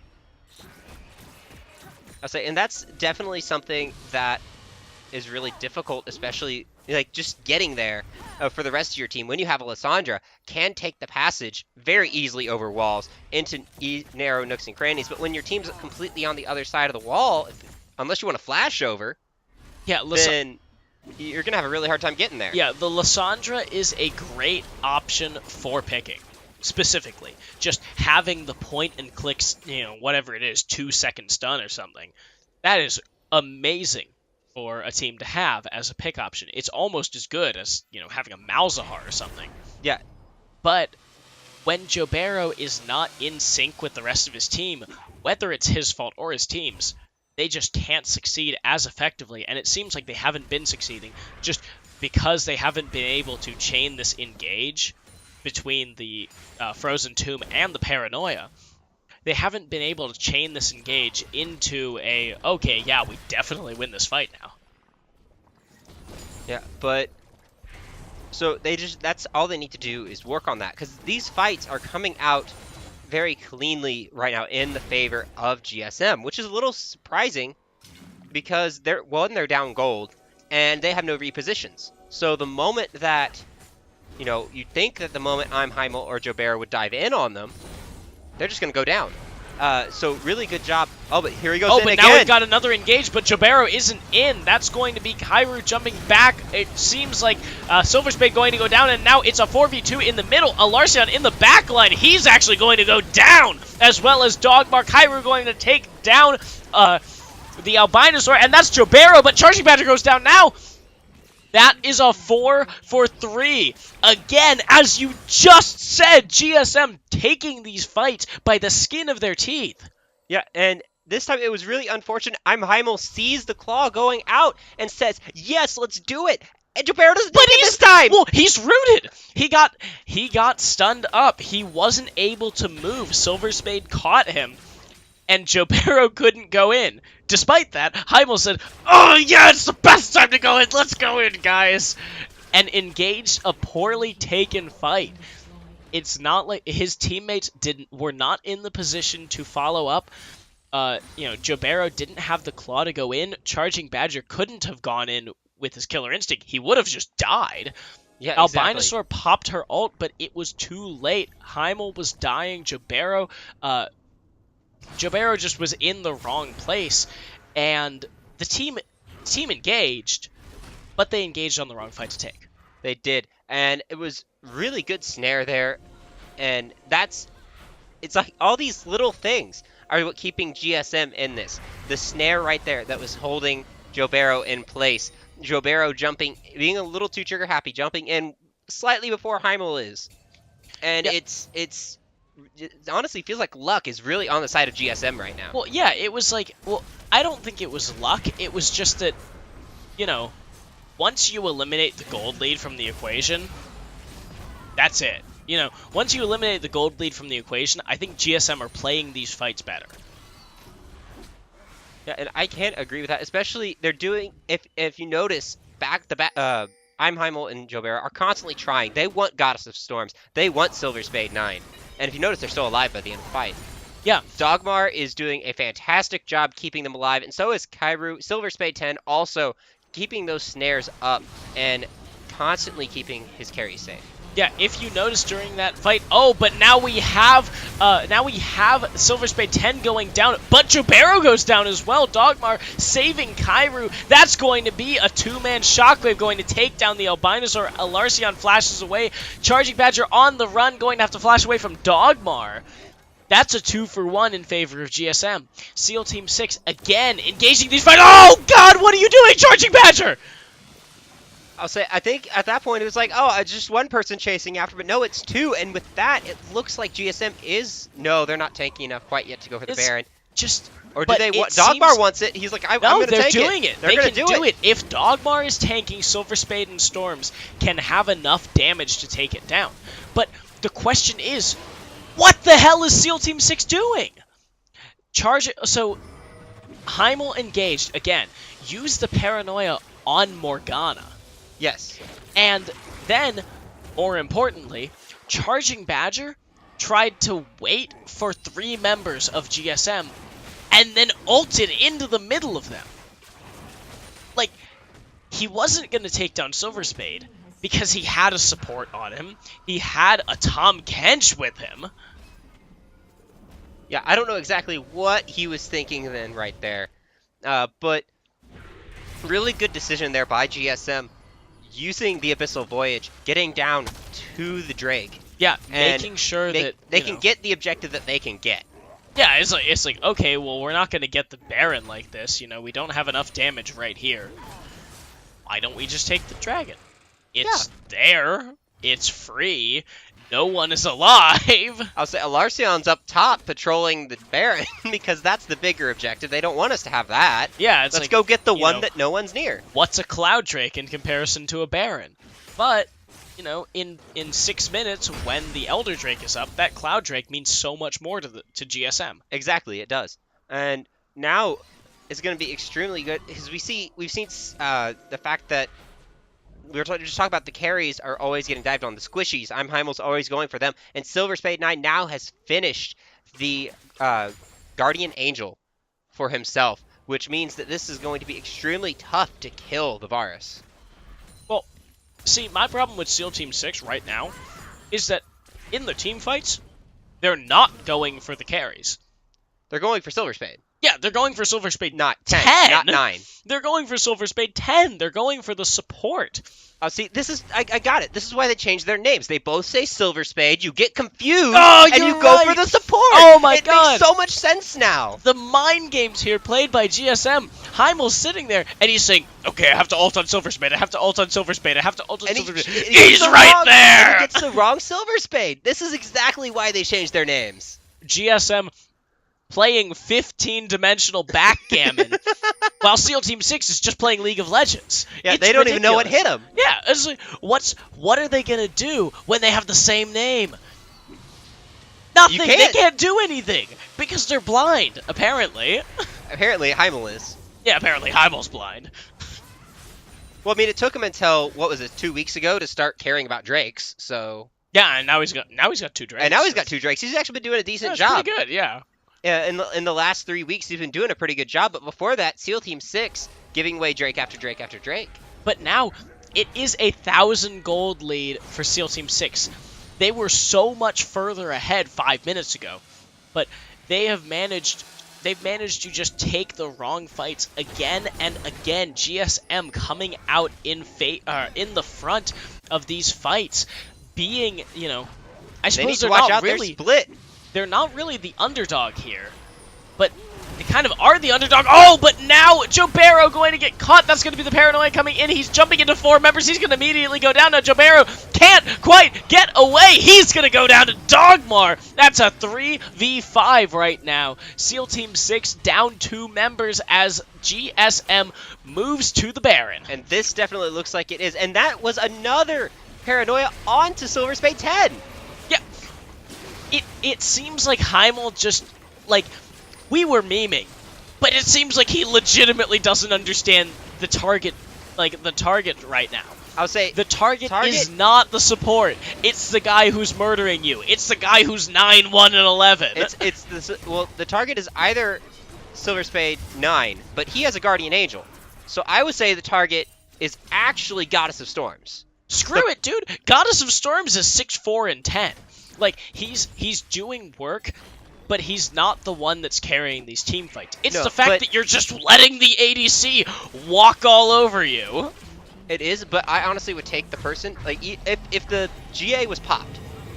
Yes. If the GA was popped, yes. Obviously. That's definitely Silver Spade. Since the GA is still up first, I say get the kill that you can get. Get the kill, knock the person out first, get rid of Goddess of Storms, get rid of that fantastic ultimate that's there with the Shockwave. See, I don't think these team fights are so much about the kills necessarily. Like, I think it's more about the pressure that is gained from taking down Silver Spade's Guardian Angel. Like, if you look at Heimel, he's got 30% CDR right now. That means Paranoia is on an all of, it's an 87-second cooldown. Yeah, that's basically 3 nothing. Paranoias. Yeah, for Guardian Angel, basically. Yeah, it's nothing compared to the cooldown of Guardian Angel, and it's nothing compared to an objective. So when you look at the cooldown of Paranoia, like, if you jump on Silver Spade 9 and you take down his Guardian Angel, assuming that the rest of your team can peel them off of Baron, which seems like they can. GSM really hasn't been going for these Barons. They finally took it now because they want to fight, and now they're taking turrets. But if you take down their DPS, they sit there and they say, well, what Maybe I don't think we want to let our, we don't want to let our carry die and throw away this game. Like, GSM is playing very conservatively both teams are playing very conservatively. But we've seen that from SEAL Team 6, though. We've seen them play very conservative. Yeah. But here it is with the bush bait. They're waiting. Oh, but the bush bait, that's going to be the Chain of Corruption coming out. That's going to be Charging Badger going down to Larcion. Now he's going to be taunted and caught and taken down. That's going to be a 2 for 0. And that basically secures the Elder Drake, saying, hey, this is ours now. Before you thought we were doing, well, guess what? Now we are doing it. Did I say conservatively? I meant they are basically SEAL Team 6. They're sitting there in the shadows, and they're going to say, hey, screw you, Osama bin Laden. We're gonna you come out of the woodwork, and we're gonna blow your head off. GSM taking the Elder Dragon as well as 2 kills off of SEAL Team 6. Dogmar even teleporting top to make sure that SEAL Team 6 cannot get that top turret. And SEAL Team 6 has to be careful. This is a double buff.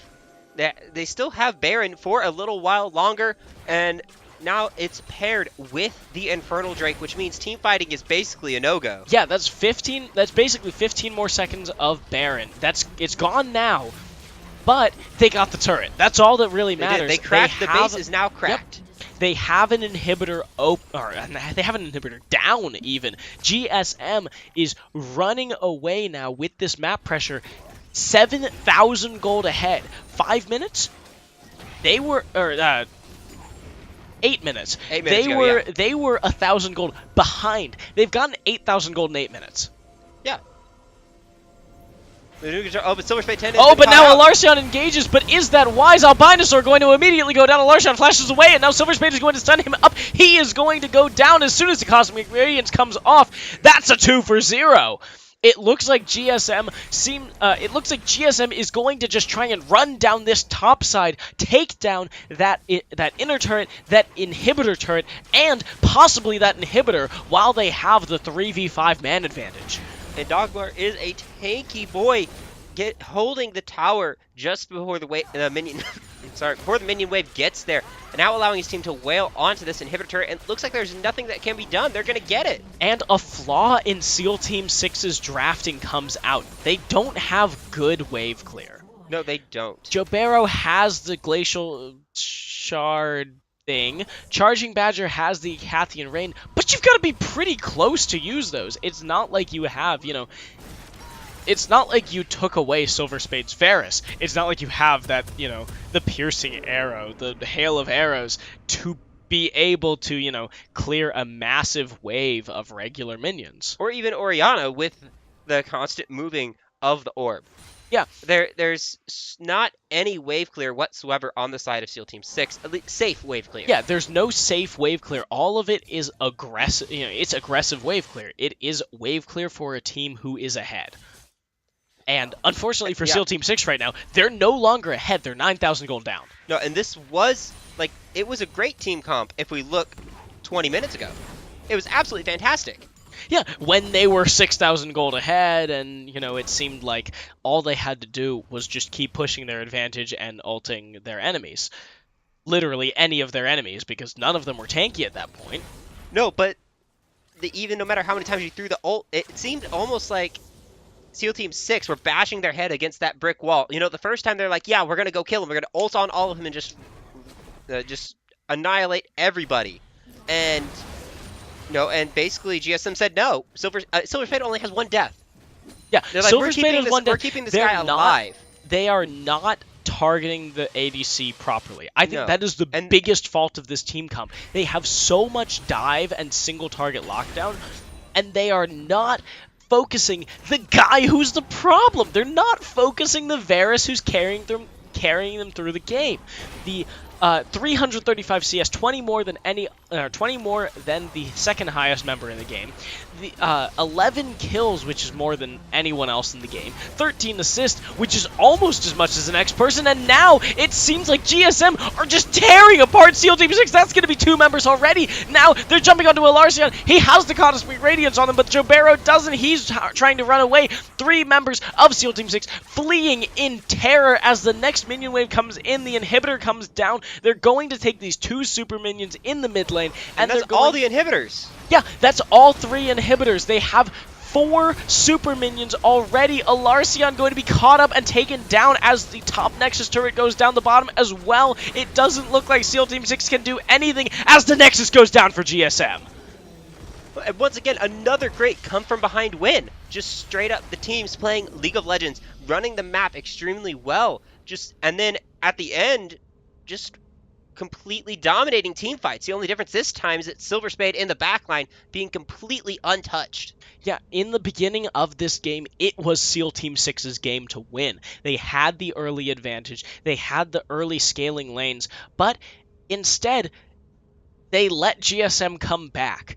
They didn't focus the right targets in the team fights. They allowed Silver Spade 9 to come back and scale into his full Varus 6-item form. And that is a 14, 1, and 13 Varus. That is 100% kill participation for the entire game. Holy crap, I didn't even realize that was 100% kill participation for the Varus. That's amazing. Well, so with GSM's win over SEAL Team 6, they are going to move up in the standings. SEAL Team 6 knocked back down, unfortunately, from their move up last week. And now we are going to be back in a little bit with the next game, which is going to be 100 Steves versus the Power Flashes. We'll be back in just a few minutes. Don't go anywhere.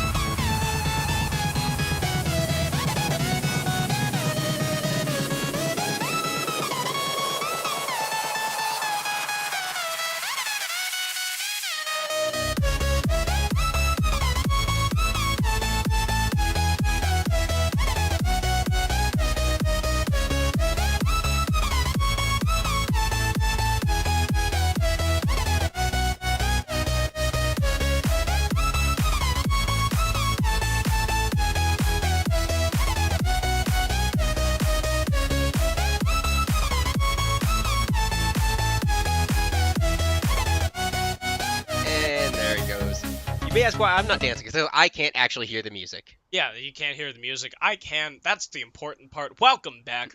We are streaming on the new patch. Yes, we are. We just patched between games, and now we are about to stream the 100 Steves versus 100 Steves versus Power Flashes. Power Flashes. There we go. And as soon as I get these names changed. Because we were busy trying to get everything fixed after the patch. So Yep. there we go. Now we So have it. now we have 100 Steves on the blue side versus Power Flashes on the red side.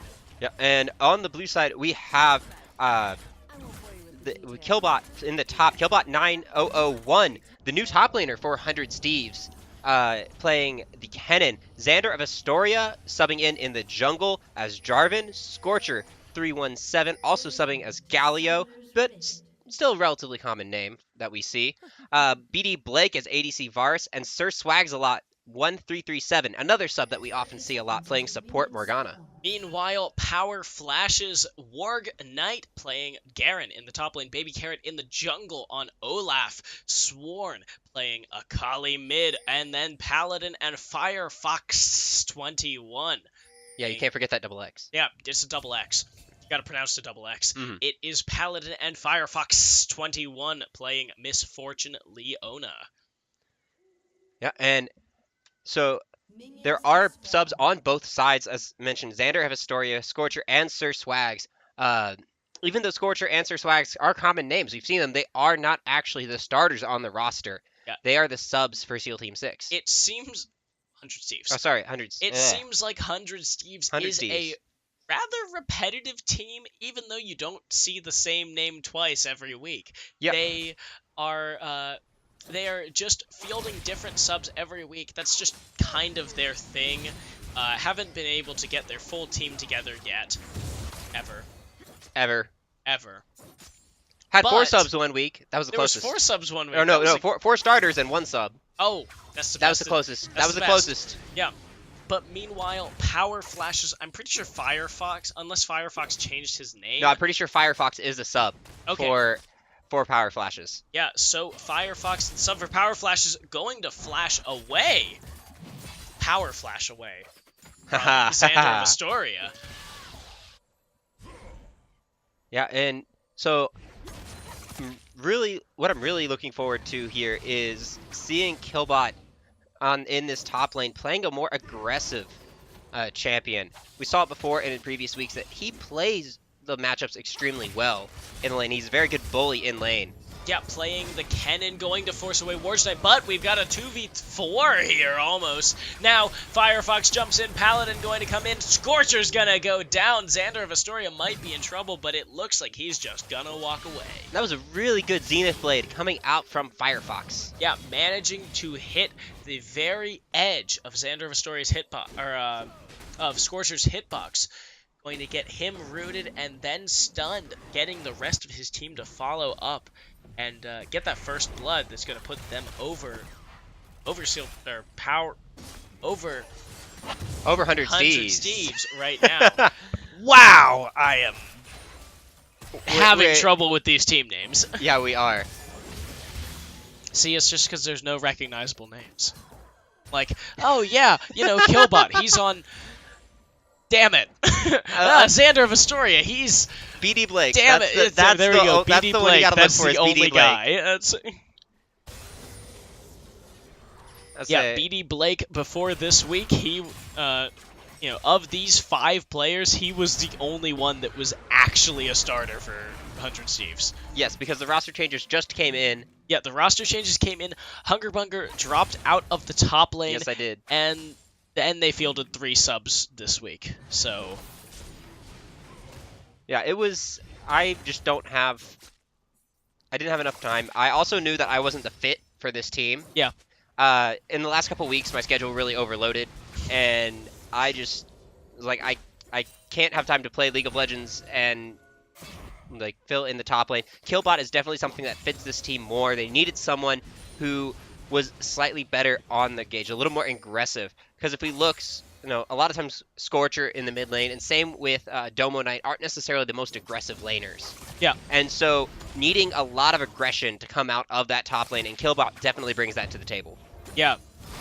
But really, we all know that it was actually the drinking problem. You told your team that they'd have to start funding your alcoholism if you kept playing for them. No, that's not what I said. Oh, that's not? That's not what I said. That's what you'd say. Yeah. Yeah. Yeah. No, that's not what I said. But so anyways, 100 Steves versus Power Flashes. It looks like Power Flashes right now are in the lead by about 1,000 gold, although the top lane CS would not agree with you here. 31-20, Kennen just bullying around this Garen. Yeah, a lot of this lead comes from the middle lane, and the lead that's in the middle lane and the first blood gold that came in. There's a lot of assists onto that first blood.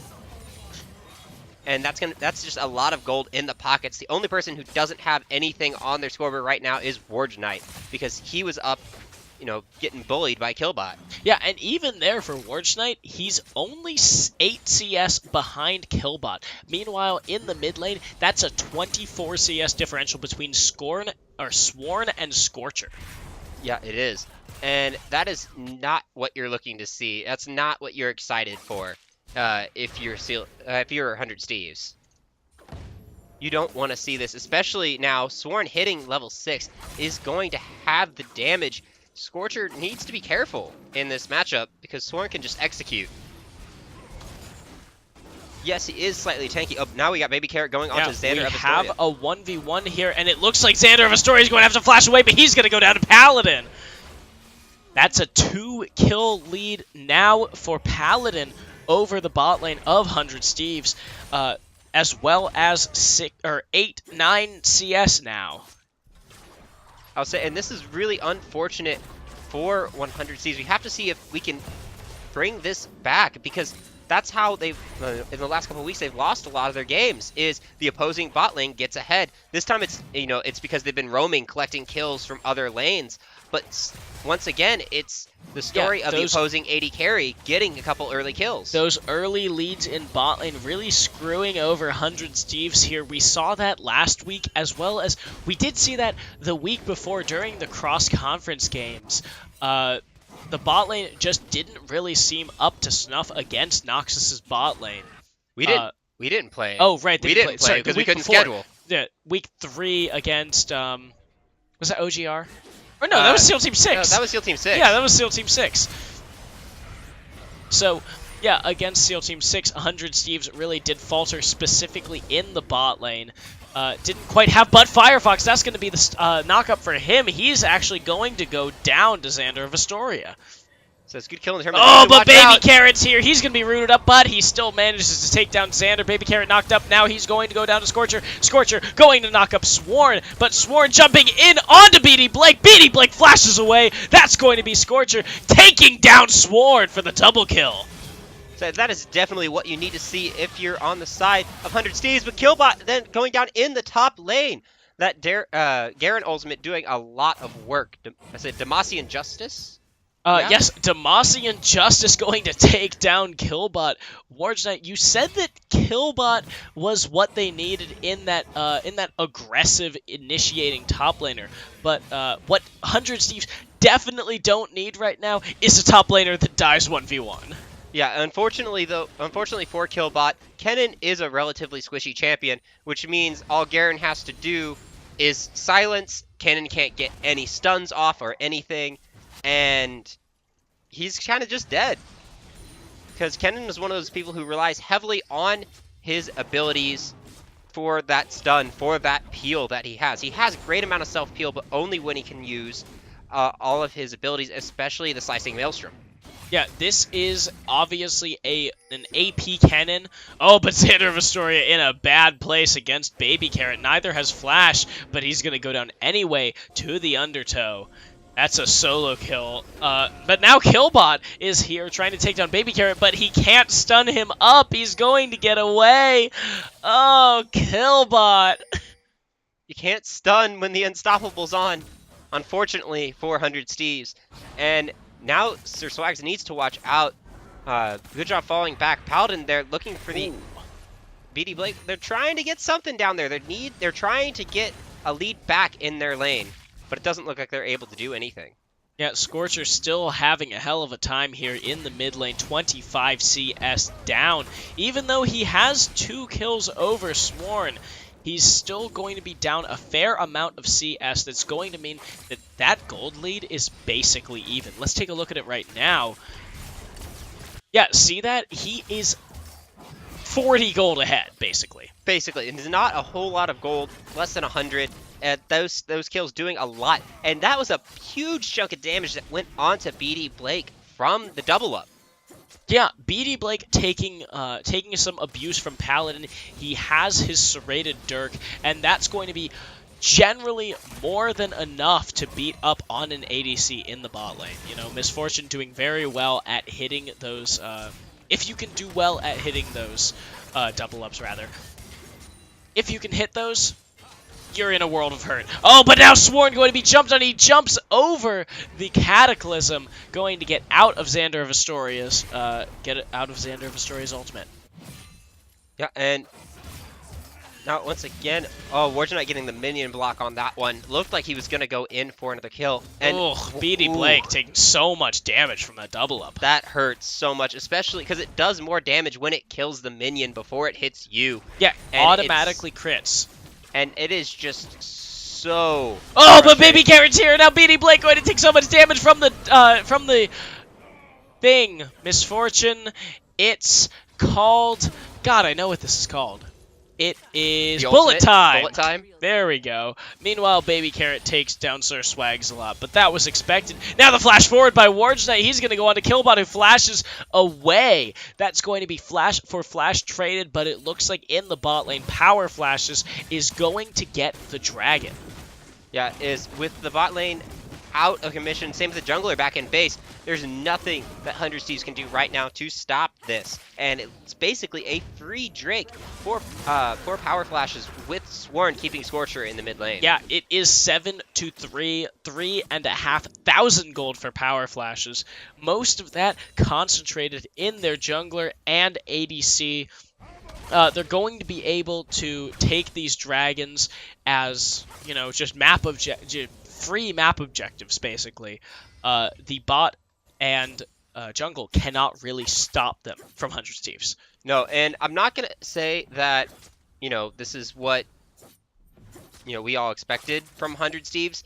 They're still playing relatively well. They're fighting back in the midst of this, of the fight that they're basically playing the best hand they can with what they're being dealt. They're playing from behind just like they always have been and always are so far this split, and they're playing the best that they can. However, it's just not enough. Wardenite getting the silence onto Killbot, but nothing's gonna come out of that. Yeah, meanwhile, the top lane of this game is basically nothing happening. No, after that first oh, but now we have Firefox going in. That's going to be the Bullet Time coming out. Forces the flash away by BD Blake. Baby Carrot moving a little forward, but he's not going to use anything else. No, and this is where we see Garen. We notice he's been dominating this fight. There's a lot of bullying coming out from this Garen. The silence doing wonders against the Kennen. And even now, and not just in the top lane, so that CS has been equalized, but now in the mid lane, we just see Sworn even more so having an even larger lead than he did just 5 minutes ago. Yeah, almost 45 now, but now we've got a 3v3 with the Wardenite TP coming out. That's going to be a 4v3. BD Blake goes down immediately. That's going to be Sir Swagsalot going down as well. Xander of Astoria taken down by the Undertow. Yeah, and this is very scary. We see Baby Carrot, and like this is the champion that he plays extremely well And right now he's 4-1-5 on it. Yeah, This is extremely scary. I feel so bad for Killbot and Scorcher here in this game. It just seems like Power Flashes is focusing all of their jungle pressure on the bot side, and even though Killbot and Scorcher can hold their own, albeit Scorcher is losing CS, but he hasn't gotten rid of the turret. He hasn't died. It's like he hasn't died, and that's good enough against he's Akali. died once, but that's it. But he didn't even die against Akali. No. He died in the bot lane, but, you know, it just seems like it's just so unfortunate for him right now. But Baby Carrot, he's going to take so much damage, he's actually going to go down to Xander. Oh, but now the Akali flash forward. Sworn going to get taunted, but he's going to still take the kill onto Xander. And Scorcher's got to be shaking his head right now. It's just like, dude, I was doing so fine in this lane. He didn't have a kill. Yeah, and I'm sure Xander is too, because if you noticed, the flag and drag was there, but the drag was before the flag. And it was just slightly, you know, miscommunication, maybe a fat fingering or something, just like hand-eye coordination not work, please. Do thing properly. Fingers do good things, plus. Plus, yes. Plus. But, you know, overall, though, with all things aside, Power Flash is looking extremely powerful. Paladin especially sitting at 5 kills at 15 minutes. Yeah, 7,000 gold ahead of 100 Steves. 2 turrets and 7 kills in the lead. Killbot going to be forced to back off just from that. Oh, but he's going to go in, but he dies immediately. The slicing Maelstrom literally doing nothing to the bot lane of Power Flashes. But there wasn't really anything he could do. He was trying to back, but the Zenith Blade would have caught him anyway. The tip of the ultimate... Oh, and now Xander of Astoria is here. Paladin and Xander going to fight. Firefox going to do some damage. Baby Carrot coming in. Sir Swagsalot is down to nothing. Firefox is going to take the kill credit over on that one. That's 9,000 gold now for Power Flashes. Yeah, it is. And this is Power Flash's game right now, and they are running with it. Yeah, they are not hesitating whatsoever. This isn't one of those games where it's like, oh, well, you know, we're just going to casually push our lead tonight, today. We're going to just, do things, I guess. This is one of those games where it's like, okay, we can do this. Do it. Yeah. Just, we're going to drive forward. We're going to make every single decisive play, and everything is going to be great. Look at that. They're taking the Rift Herald right here. Also, doing a very good job. They're basically, because it's lethality misfortune. Lethality misfortune. Oh, Warshite flashes over the wall. He's jumping into the bot lane of 100 Steves to no avail. He's just going to... Oh, no, now he's taunted up. Nope, he's just going to walk out. Can't do anything to take down this Garen, even though he doesn't really have defensive items. Still going to be far too tanky for 100 Steves to deal with. Yes, unfortunately, that is the case for them. It would have been really nice to get that kill, get a little bit of, momentum back on their side, but it doesn't look like Power Flashes is even going to give them that.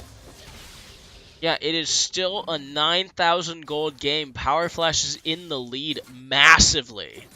Yeah, and Power Flashes need this. They want to make sure they push this objective now. They want this game to be over as soon as possible, because this is a lethality misfortune. Yeah. And misfortune will then fall off later in the game, if that's the case, especially to the Varus. Yeah, lethality misfortune scales, but it doesn't scale to the point where you can win a 40-minute game off of this. No. They want this game to be over in 25-30 minutes. Yeah, and right now, they are doing what they can to push it out. They're still only 9,000 gold ahead.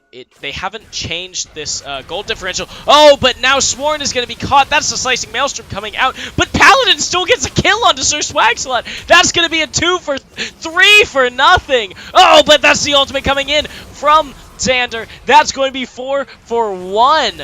Are they going to still manage to get Scorcher? They're under the tower. They're diving him. It looks like Baby Carrot is tanking. Scorcher goes down. That's a 5 for 1 for Power Flashes. And honestly, that was a really scrappy fight. It was only 4 people there. Wargenite was pushing the top lane the entire time. And unfortunately, it was just 100 Steves running in one by one by one. Yeah, it seemed like 100 Steves didn't really have an idea of how to team fight together.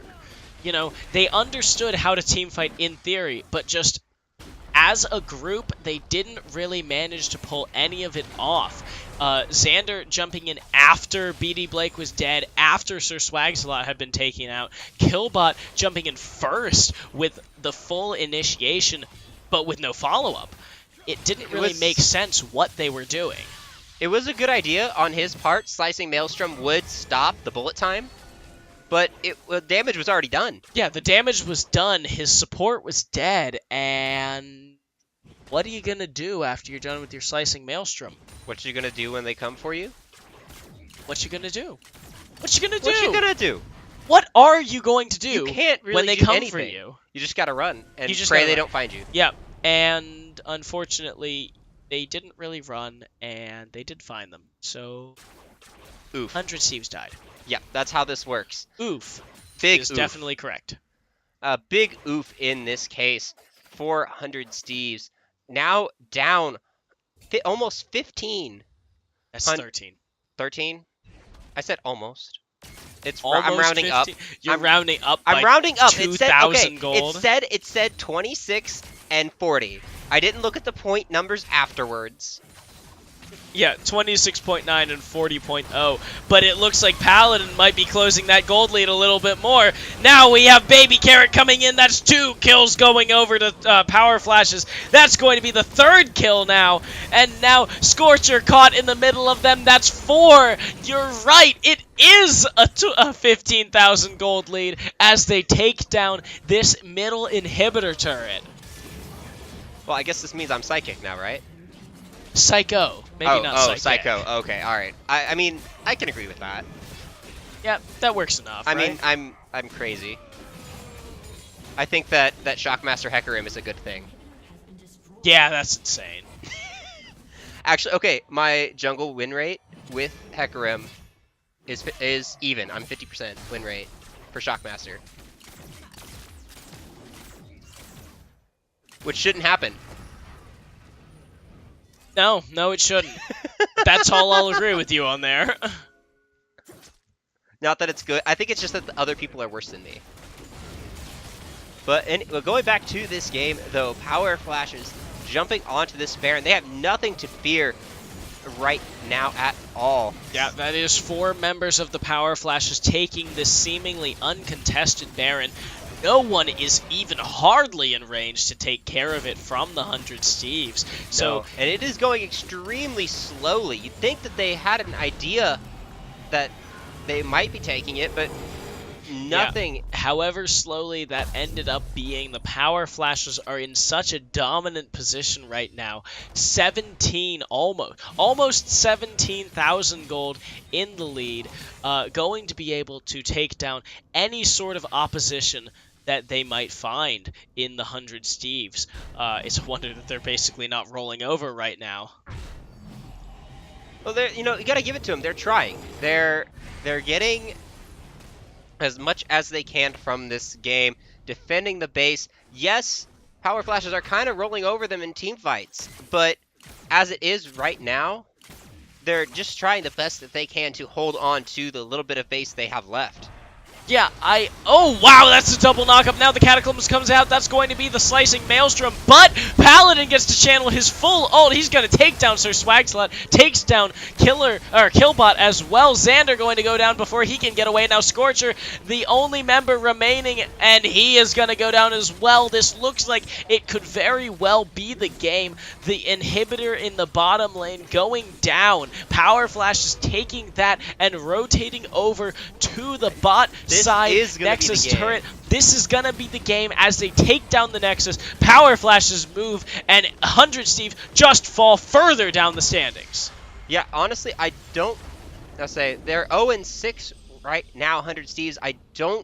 They're obviously playoffs is not, but really, if I'm 100 Steves, I just want a win in a game. Yeah, have they won a single game yet? No. They have not won a game. And a It's match seems even less likely for them, but they still move forward. they They do. are They still keep coming week after week, still fighting. They're definitely still trying.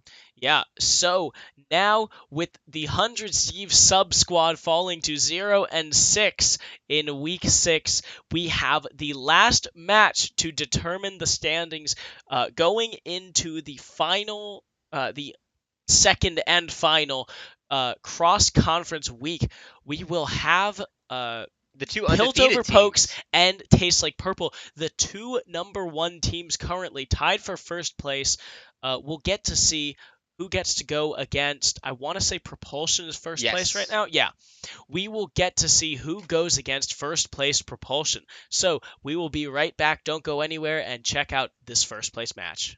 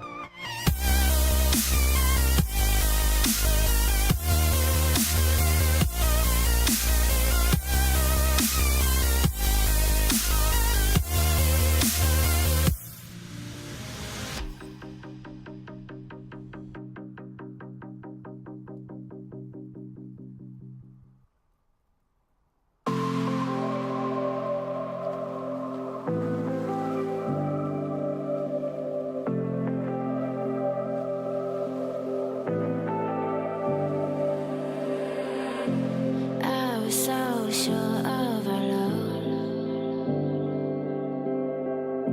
I never thought of any reason, a doubt about us. And now I'm right back at the start. Halfway through a bottle, baby, and nothing to know. I thought that I could keep it low. Take it easy, take it slow. We ended up just like before. So take it easy, take it easy. I thought that I could keep it low. Take it easy, take it slow.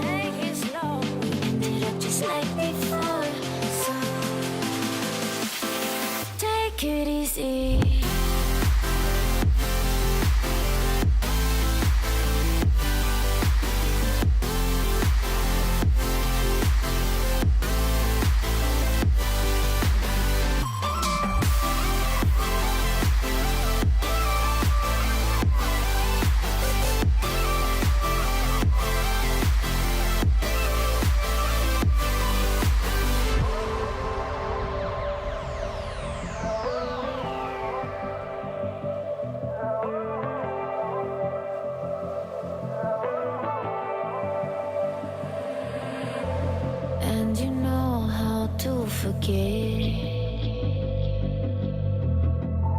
all the wrongs and every reason why we've changed. And there's a storm inside my head. It's getting me in trouble, baby, and I can't break away. I thought that I could keep it low. Take it easy, take it slow. We ended up just like before, so take it easy, take it easy. I thought that I could keep it. That is the second best Take It Easy next to the Eagles' Take It Easy. I much prefer Don Henley to whoever Burnout and Mia Bailey. But I can't say I blame you. I mean, the Eagles are great. They but are. without further ado, the last game of the day before we announce the cross-conference matches and the side selection, OSU versus Taste Like Purple. So we have the Piltover Pokes, the Oklahoma State University team, on the blue side. Meanwhile, we have TLP, Taste Like Purple, the perennial third place winners, on the red side. Yes, the TLP curse. For that blue side, we have Kilgar in the top lane on Alawi, Brinticus in the jungle on Poppy, Majestic Emu playing mid, Anivia, OSU Alarm on the Jinx, and rounding out the bot lane is Celercia playing Janna support. Meanwhile, on the red side, Taste Like Purple, the Zister on Ornn in the top lane, Panther 553212 on Sejuani in the jungle, Toe Knuckles playing his Vel'Koz in mid, and then No Mind and End playing Kaisa and Lulu in the bot lane. Now we've got an invade from TLP. Are they going to meet anyone that they can kill, or are they just going to walk back to... It looks like they're just walking back, getting some vision down, looking to see where Brinticus is starting. Yep, that is fine. The information of just knowing where the jungler is fine. You know, if they can get... it doesn't look like they got a ward that can actually see the Raptors. But it sees now. It sees Brinticus right there. Yeah, but... But no, it's a given that the jungler starts on the one red up there side. can't see the Raptors. No. Or on bot side. So yeah. they won't. So they'll basically know if he goes from red to straight into the scuttler. Yeah, they will. Yeah, they'll know if he goes to scuttle. They won't know if he stops at Raptors and goes topside. Yeah. Well, yeah, or stops at Raptors or goes topside rather. But now at least they know that it's. Well, it's not Raptors, it's going topside, but they know at the moment is not going to be going for that bottom side. So this is going to be a free scuttle for Panther in the bot side. It is, but Brintic is going straight to the topside scuttle, knowing that the team was there for the invade and has the wards. Smart of him going to the opposite side where the invade didn't happen, where there is no vision at all. Yeah, it makes sense knowing that Panther's going to be on the bot side. Brinticus knows that he can go to that side, but Panther's here in the bot lane, not going to hit Celercia, and he doesn't have anything to deal with this OSU bot lane. No, and that's really unfortunate for TLP. This is really going to hurt Panther's jungler. A little bit of his jungle clear. Doesn't have the health. Is going to get hampered a little bit. It doesn't have any potion stacks either at the moment. It's going to be hampered in the rest of his clearing. Yeah, neither of the two junglers having any potion stacks. Panther a little lower on health, but it looks like it should be fine for...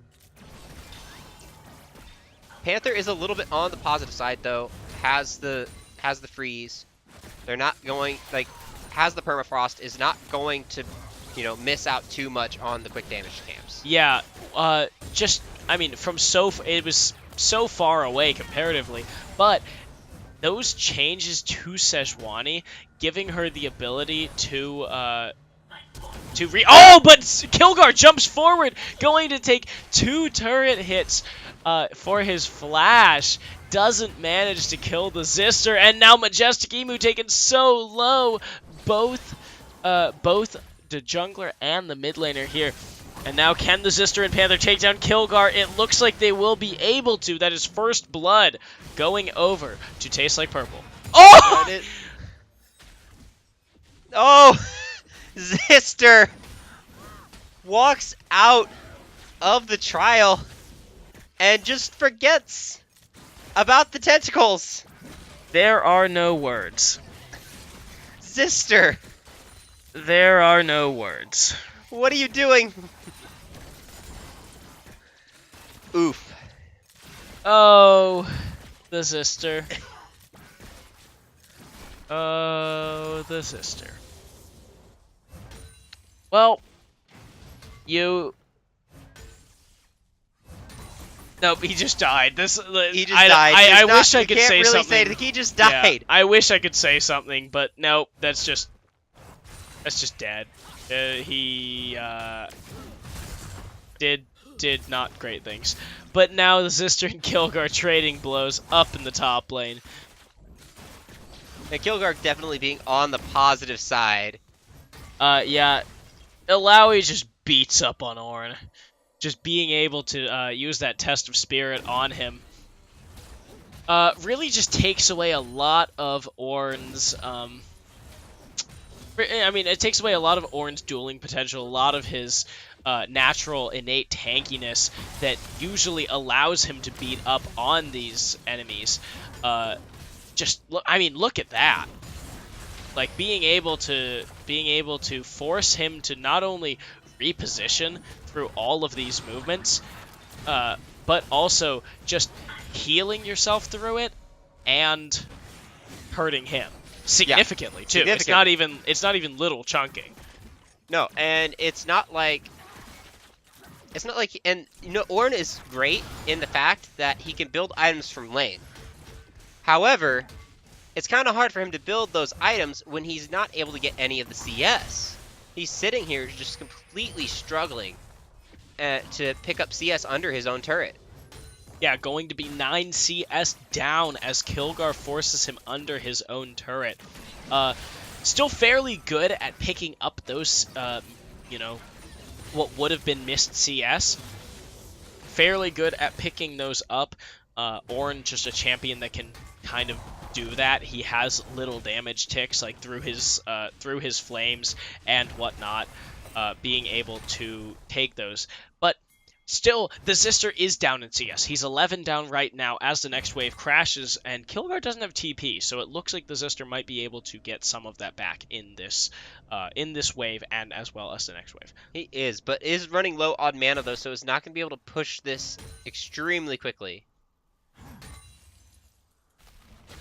But otherwise, the game looks relatively even, zoning out through all the lanes. In the bot lane and in the mid lane, only 3 CS going either side. Yeah, and aside from that mid lane gank from Brinticus, where he and Majestic Emu tried to take down Toe Knuckles, to no avail. As well as the top lane where Panther and the Zister took down Kilgar. And Zister lost his own life. Aside from those, we have not seen much jungle presence in any of the lanes so far. But that's gonna be an Infernal Dragon going over easy to Taste Like Purple. Yeah, it is. Brinticus there is like, I'm not gonna go in. I don't want it. Yeah, it's just not. It's gonna be heroic steal if I get it, but I'm gonna die for it, and it's not necessarily worth it. And yeah, just this team. I mean, even though an Infernal Drake is never a bad thing, even though that is the case, it's not like it's particularly amazing on the Piltover pokes. No, it's not. And they're going to scale wonderfully into the late game anyway. Yeah, and that's mostly off of tankiness, but now we've got a 3v3 and 2 members of TLP are stunned up. It looks like they are on the run now. Panther trying to get away. The Ignite is on him. He is going to Arctic Assault? Is that? Yes. Arctic Assault away to keep himself alive. And poor Zister up in the top lane, all this meanwhile getting bullied by the Test of Spirit. Yeah, Test of Spirit doing so much work against this Ornn. He is not going to be able to fight Kilgar at all. And now with the Jinx rocket going wide around the Zister, he is going to be safe getting back to lane. But he doesn't have teleport. Kilgar's going to get a significant amount of damage off him to that turret. He is, and Zister is not going to make it back to lane before that second wave crashes in. So it looks like Kilgar is going to get the full wave crashing in, and part of the second wave as well. Yeah, but he doesn't even need he it. He gets just gets first it. turret. That's gonna be 1,500 gold going over to Oklahoma State. That's going to put them in the lead, in front of Tastes Like Purple. And if you thought that Kilgar was scary before, He's scary he's now. scary now. Yeah, he is going to be. That's 1,300 gold in front of his lane opponent. And That is less than under basically, 10 that minutes. is literally the gold lead. Look at that. 14.4 to 13.2. That's actually It the is gold. actually more than the gold lead. Yeah. I'll say the middle and bottom lanes of Tastes Like Purple doing a good job at out-CSing their counterparts.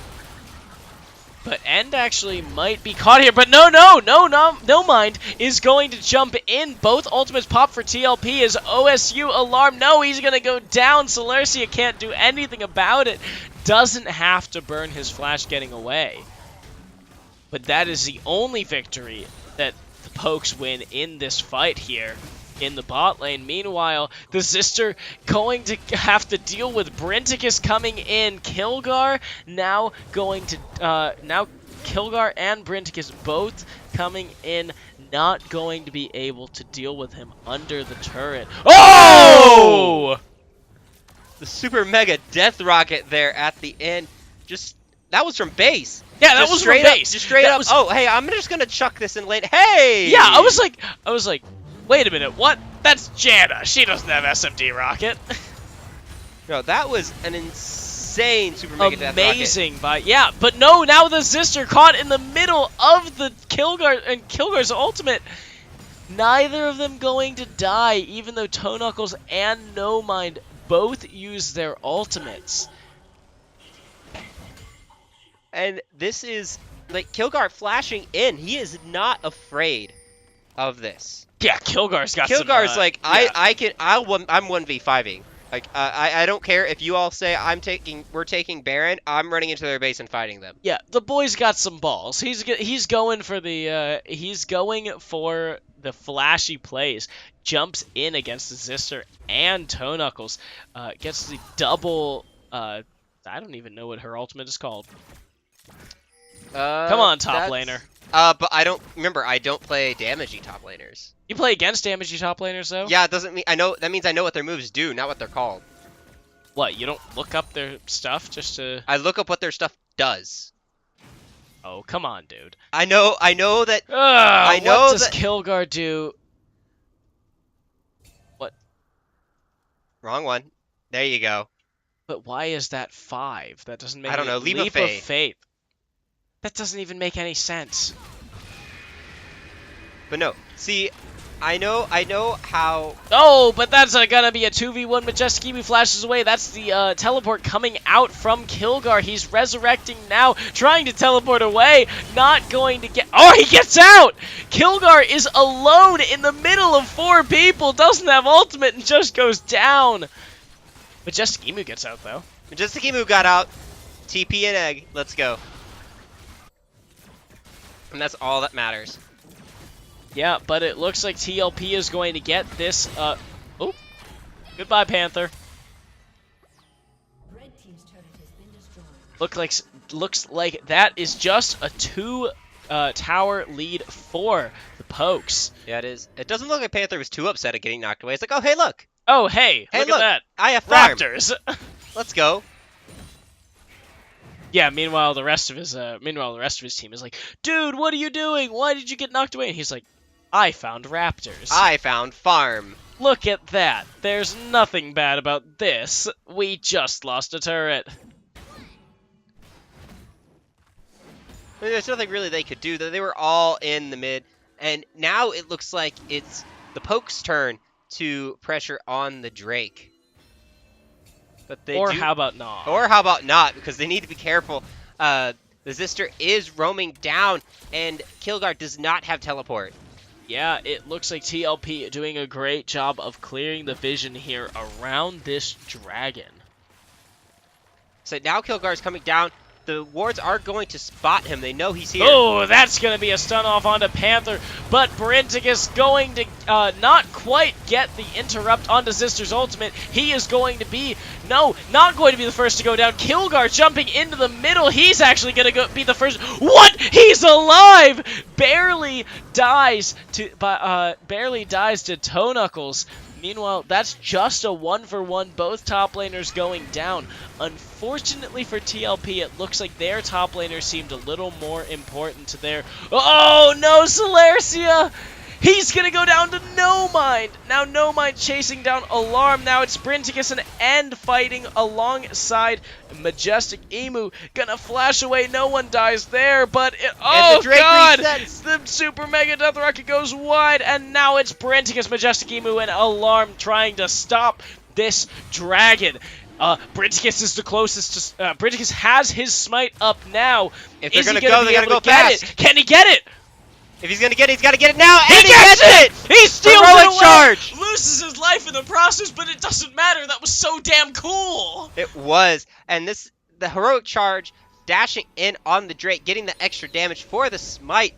If they need to do it, they needed to do it fast, because that TP was coming in from the Zister, full health, ready to go.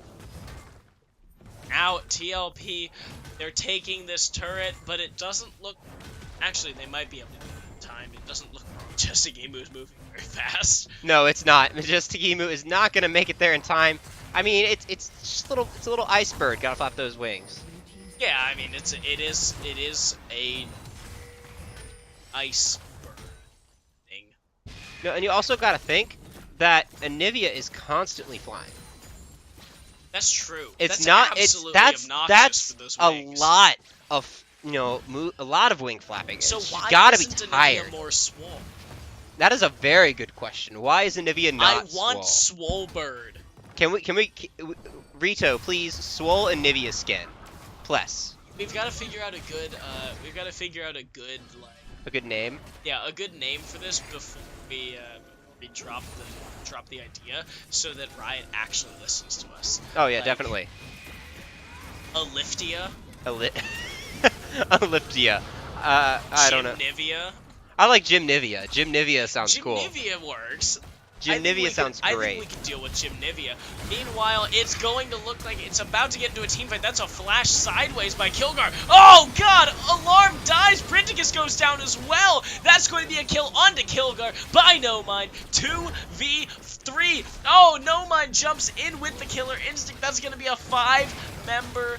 5 members strong of TLP jumping in, taking the Rift Herald, taking down 2 members, 3 members of the Piltover Pokes.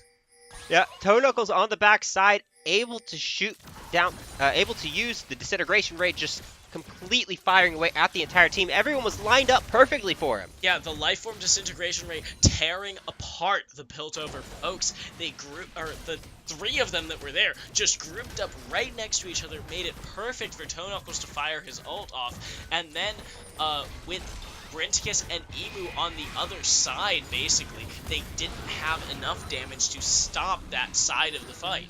No, they didn't. And unfortunately, they were not able to do anything at all, losing a top turret as well as the Rift Herald. It's just they don't get it. But Brinticus going jumping Inticus? in. Is it Inticus? The return of Inticus, but no, it's 4 members of the Pokes. Majestic Emu flashes forward, gets the stun off on the No Mind, but that's going to be the Sister knocking up a member of the Pokes. They're going to get away. TLP, the gods, going to take down a turret on the exact opposite side of the map as well. OSU has a history of losing, by the way. I do think, though, they are just getting a little too, like, they're tunneling just a little too much, basically, is the way to put it. They see it like, oh, we're topside, yes, let's go. Oh, look, there's people bot side, and those people have a herald. Yeah, it seems like the Pokes aren't really respecting, or, I mean, they didn't respect the fact that TLP had the herald. And they just took it down. But But for the most part, they were very aggressive in that top side, and it served them rather well. The only problem was the fact that, the other half of the team was down there on the bottom side taking actual objectives. Yeah. But No. it's like, if they had only been on that side, that would have been a great play for the pokes. Yes. Or if someone was already bot side ready for that. Or if they got a couple kills out That's of the flash forward by Celercia. Now No Mind flashes away himself. Going to be slowed down. Can't quite get in there, but that's a stun off on Panther. Celercia goes down, and now Kilgar's in the middle. Ult's right there, but it's not enough. He's going to go down as well. No Mind going to go down to Brinticus, and that's going to be End and Emu duking it out. That's a double kill by Alarm. Alarm is popping off here. He is excited. The Zister, but Brinticus so low. He's going to dodge the hit from Toe Knuckles. That's a 2 for 2. But Alarm got both of those kills on OSU. Yes, he did, and that's exactly what needs to happen here.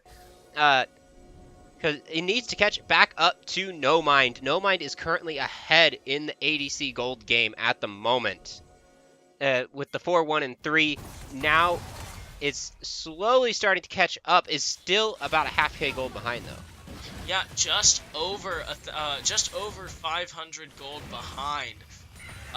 Alarm has to catch up with No Mind and then surpass the ADC of TLP.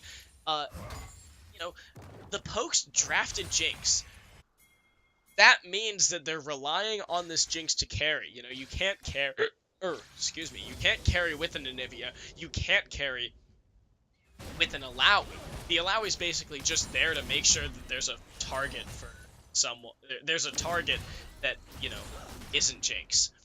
So now with Kilgar 4 boosted confirmed, members miscannon. of TLP on the spot side around the dragon, we have to see if the Pokes are going to try and stop it. We've got 3 members sitting around, but we don't have Alarm there. That's the damage that we need from the Piltover Pokes in order to stop this dragon, but no, that's just going to be TLP taking it. Yeah, there's nothing really that could have been done. Majestic Emo, yes, could have TP'd into that fight. However, it was very clear that he didn't want it. It was very clear that Majestic Emo did not want to go into that fight. There were no good wards anywhere for him to hit. Yeah, I don't think that was really a fight for Majestic Emu to teleport into. But I do think that was a fight that Oklahoma State should have taken. Yeah, no, definitely they need to take a fight now. They need to try and... Oh, the but Kilgar flash! flashes forward on Toe Knuckles. Is he going to be able to get anything? No, he's not. That was just a flash. Wow, they're getting your hopes up for nothing, aren't they? Yeah, really. What horrible come on, people. Guys. Like, come on, give me a little bit of If you're gonna flash in, give me something. Come on, don't just tease me. Yeah, give me some payoff, right? But we do have the Pokes coming in. They've got a minion wave pushing into this mid lane, and they have a Jinx. Now Brinticus jumping in on Panther. Panther fails the Arctic Assault away. Now Toe Knuckles is caught. He uses the cleanse. Is he going to get caught? He gets caught! That's going to be Alarm with the Super Mega Death Rocket. I'll say, and it wouldn't even hit him. E&D steps the wrong way. It's like, I can tank this, guys, I swear. And the blast is what ends up hitting Toe Knuckles. The outer turret goes down, and Oklahoma State charges up the mid lane. I'll say, they're trying their best. They want to try and get this, but the wave clear from No Mind is Taste huge. Like Purple away, going to zone them off of this turret. Meanwhile, TLP doing what they can to clear. Now Kilgar's jumped in. He has his ultimate, but he doesn't get to use it. He just dies. He does. What are you doing? Maybe Kilgar, if you had a flash, you could have flashed out of that. But you used it earlier and wasted it. Yeah, wasted it earlier trying to engage onto Toe Knuckles. But Kilgar, what was that? So aggressive against TLP. Just jumps in, doesn't have the opportunity, or even just wastes the opportunity to use the ultimate, and instead just dies under the turret. I'll say, I don't think we don't just have Inticus, we have Kilgar. So we have a. Sorry, Ryder's just trying to take a drink. So Kildgar. Kildgar. I like it. I know. I like it. I like it too. So currently we have Inticus and Kildgar right now. Inticus is doing a lot better than normal. You know, not quite inting so much, but 0-2-4 is fine for a Poppy. Meanwhile, but the 1, Kildgar, 6, and 2. 1, 6, and 2. It's. I mean, if you were flashing in here to like, if you were like at the beginning when you were 1, 2, and whatever, yeah, okay. Yeah, that's but fine, you're 1 and 5 when you dashed into all of that. Yeah. The problem here is Illaoi is not the initiator. Illaoi is just the damage soak. You know, you use Emu or Brinticus as the initiator. You throw out a snap freeze. You just dive in with a heroic charge. You're not supposed to be jumping in and just entirely blowing your entire combo as Illaoi to engage the fight.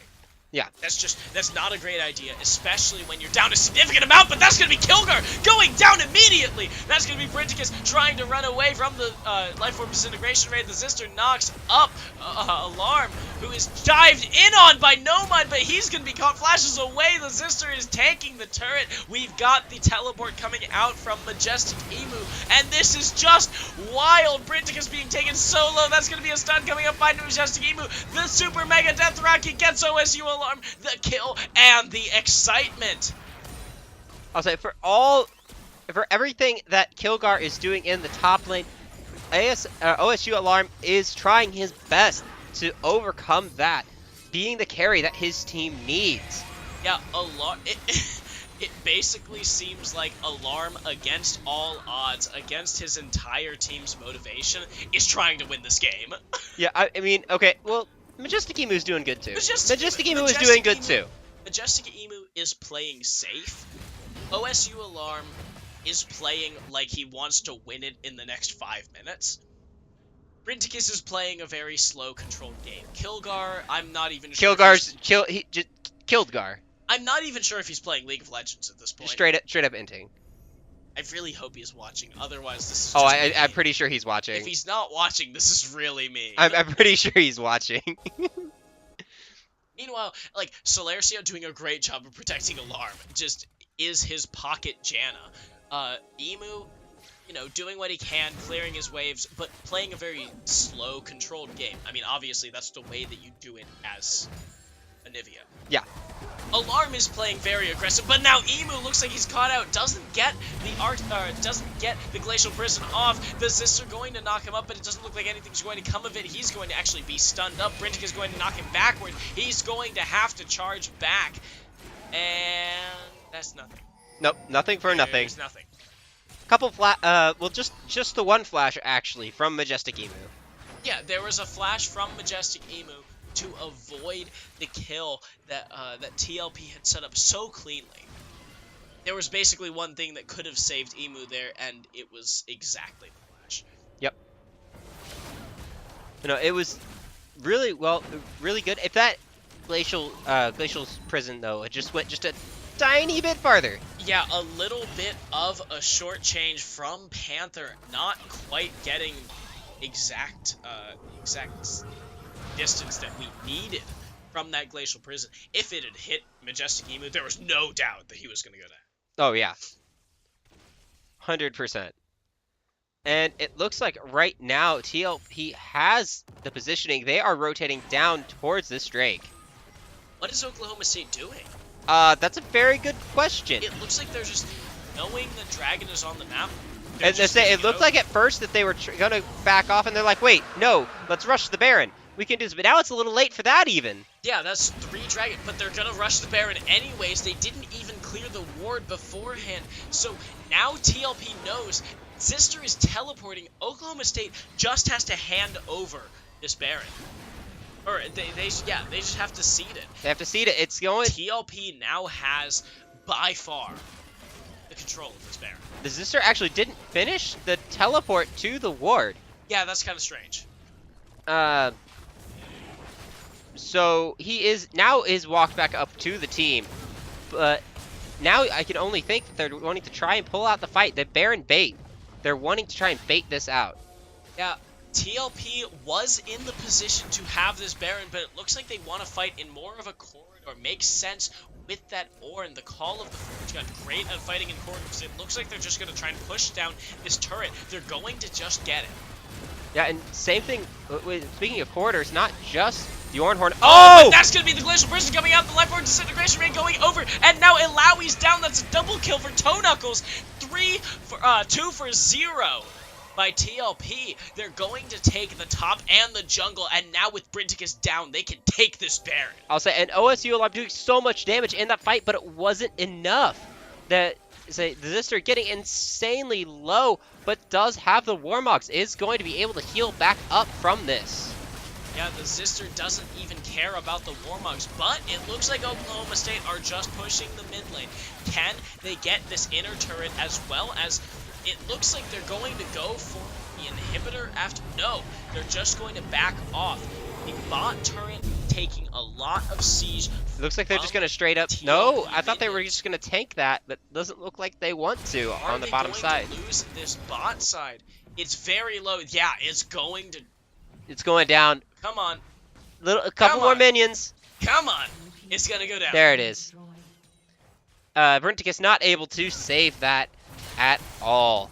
And this game is just even more so swinging in the favor of TLP. Yeah, it seems like the Pokes just didn't really know what they wanted in the last couple of minutes. They haven't, made any real decisions. They've just kind of let TLP make the decisions for them and then go along with it.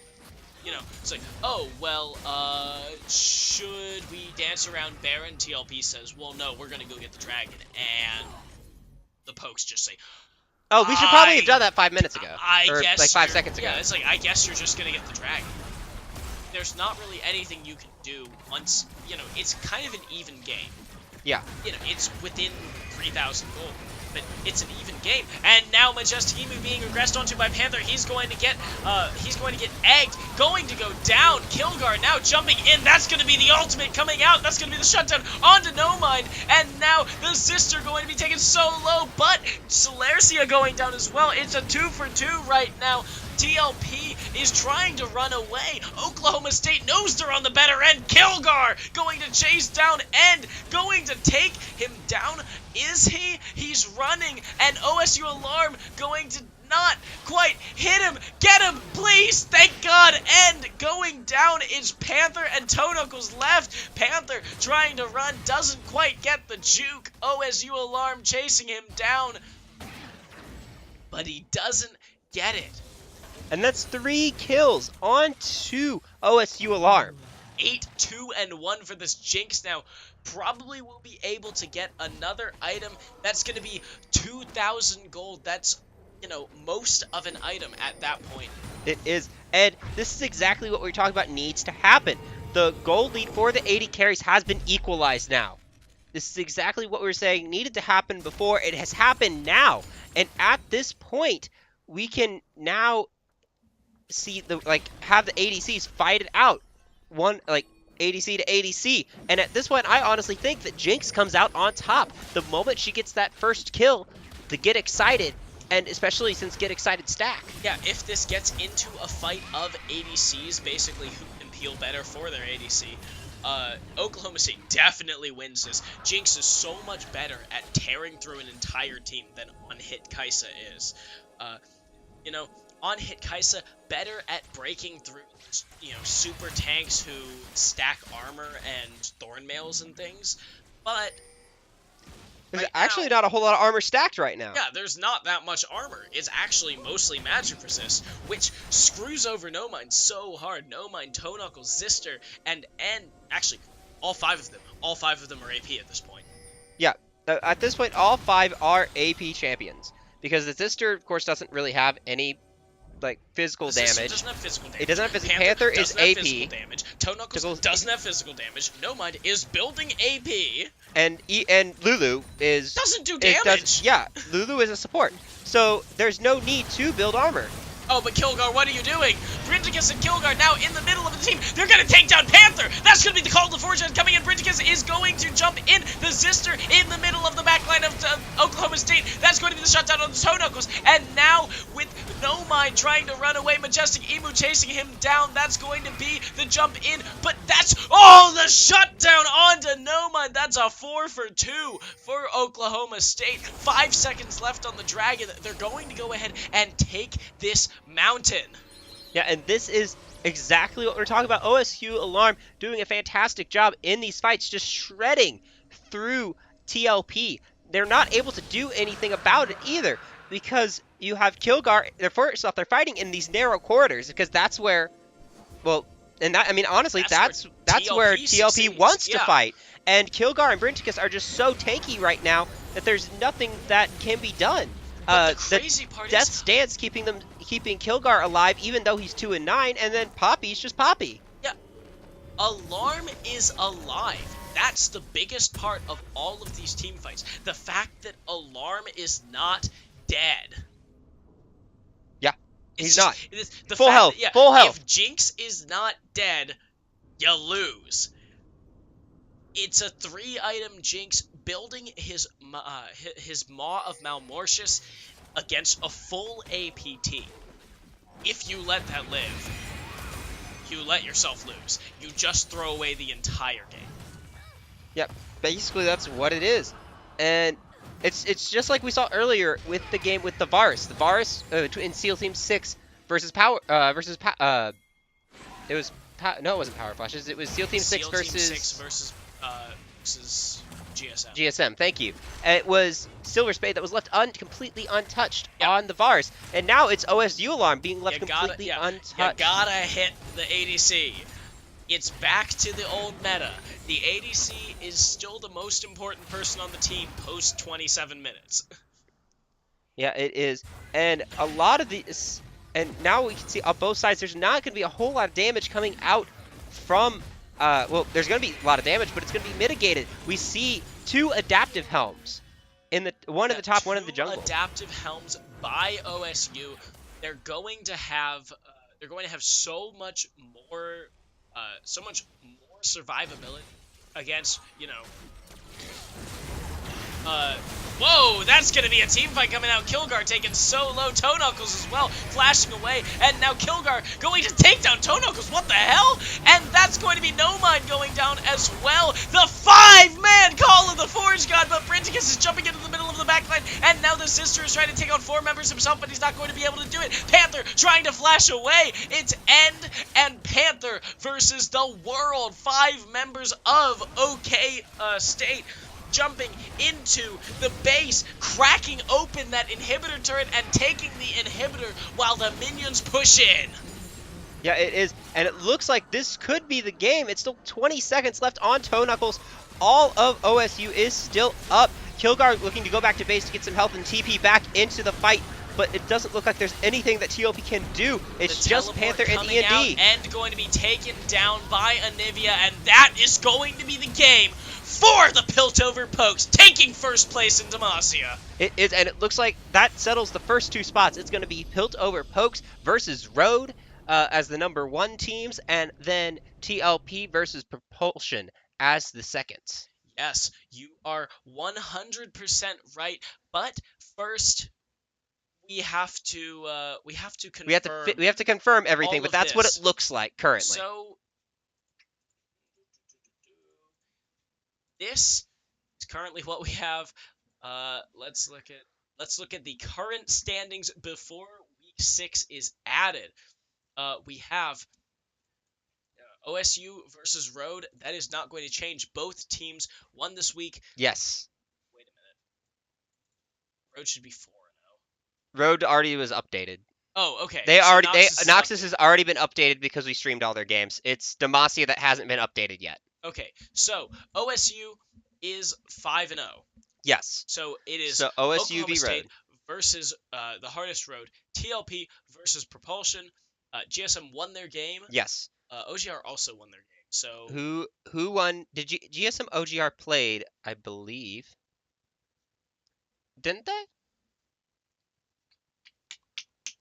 No, they haven't No, yet. they haven't yet. So we'd have to look at difficulty of schedule. Okay, so no, it's Or the game's yeah, it's games basically played. games one. Yeah. So GSM count 2-1, 2-1. 1-2, So 1-2. 3-3. Yep. 0-2. Wait, are we counting? We're counting OGR. Okay, 3 and yeah, 5. yeah. So that's So 3-5. it's 3-5, and then 3 and So 3 and 7. Oh, I didn't watch the game this week. How did? What was the final count? Yeah. No, you started counting GSM and then switched to OGR. You counted the 2-1 here from 2-1. Oh, 2-1 there. Okay, I Yeah. just saw power. Oh wait. What was Okay. Marismatic has it. He actually paid attention this week. Road OSU, Propulsion TLP, Ghost GSM, Omega Wolves versus OGR, Fusion versus SEAL Team 6, Jingo Squad Gaming versus Power Flashes, Sneck versus Vicious and Delicious, iSky versus 100 Steves. No, we might actually get to see iSky and 100 Steves go at it this time. Head-to-head is first tiebreak. Yeah, but There was no OGR didn't head-to-head. have a They didn't head-to-head. play head-to-head. So we had to count. So now we're getting the random number generator to decide 1 and 2 or 0 and 1. Yeah. okay. So 0 is going to be Demacia. 1 is Noxus. Yes. That's it. So yeah, sticky notes. Pull those up. So I can keep everything in check. Okay. All right. So first game. Game 1 is the Hardest Road versus. Hardest Road versus. Just so you guys know, Yeah. screw Bingo Squad Gaming. I hate the fact that their tag is FUS. So now for the first game, the Hardest Road versus the Piltover Pokes, it is 0. So that is Demacia. That is OSU. So OSU has side selection Game there. 2, that will be Taste Like Purple.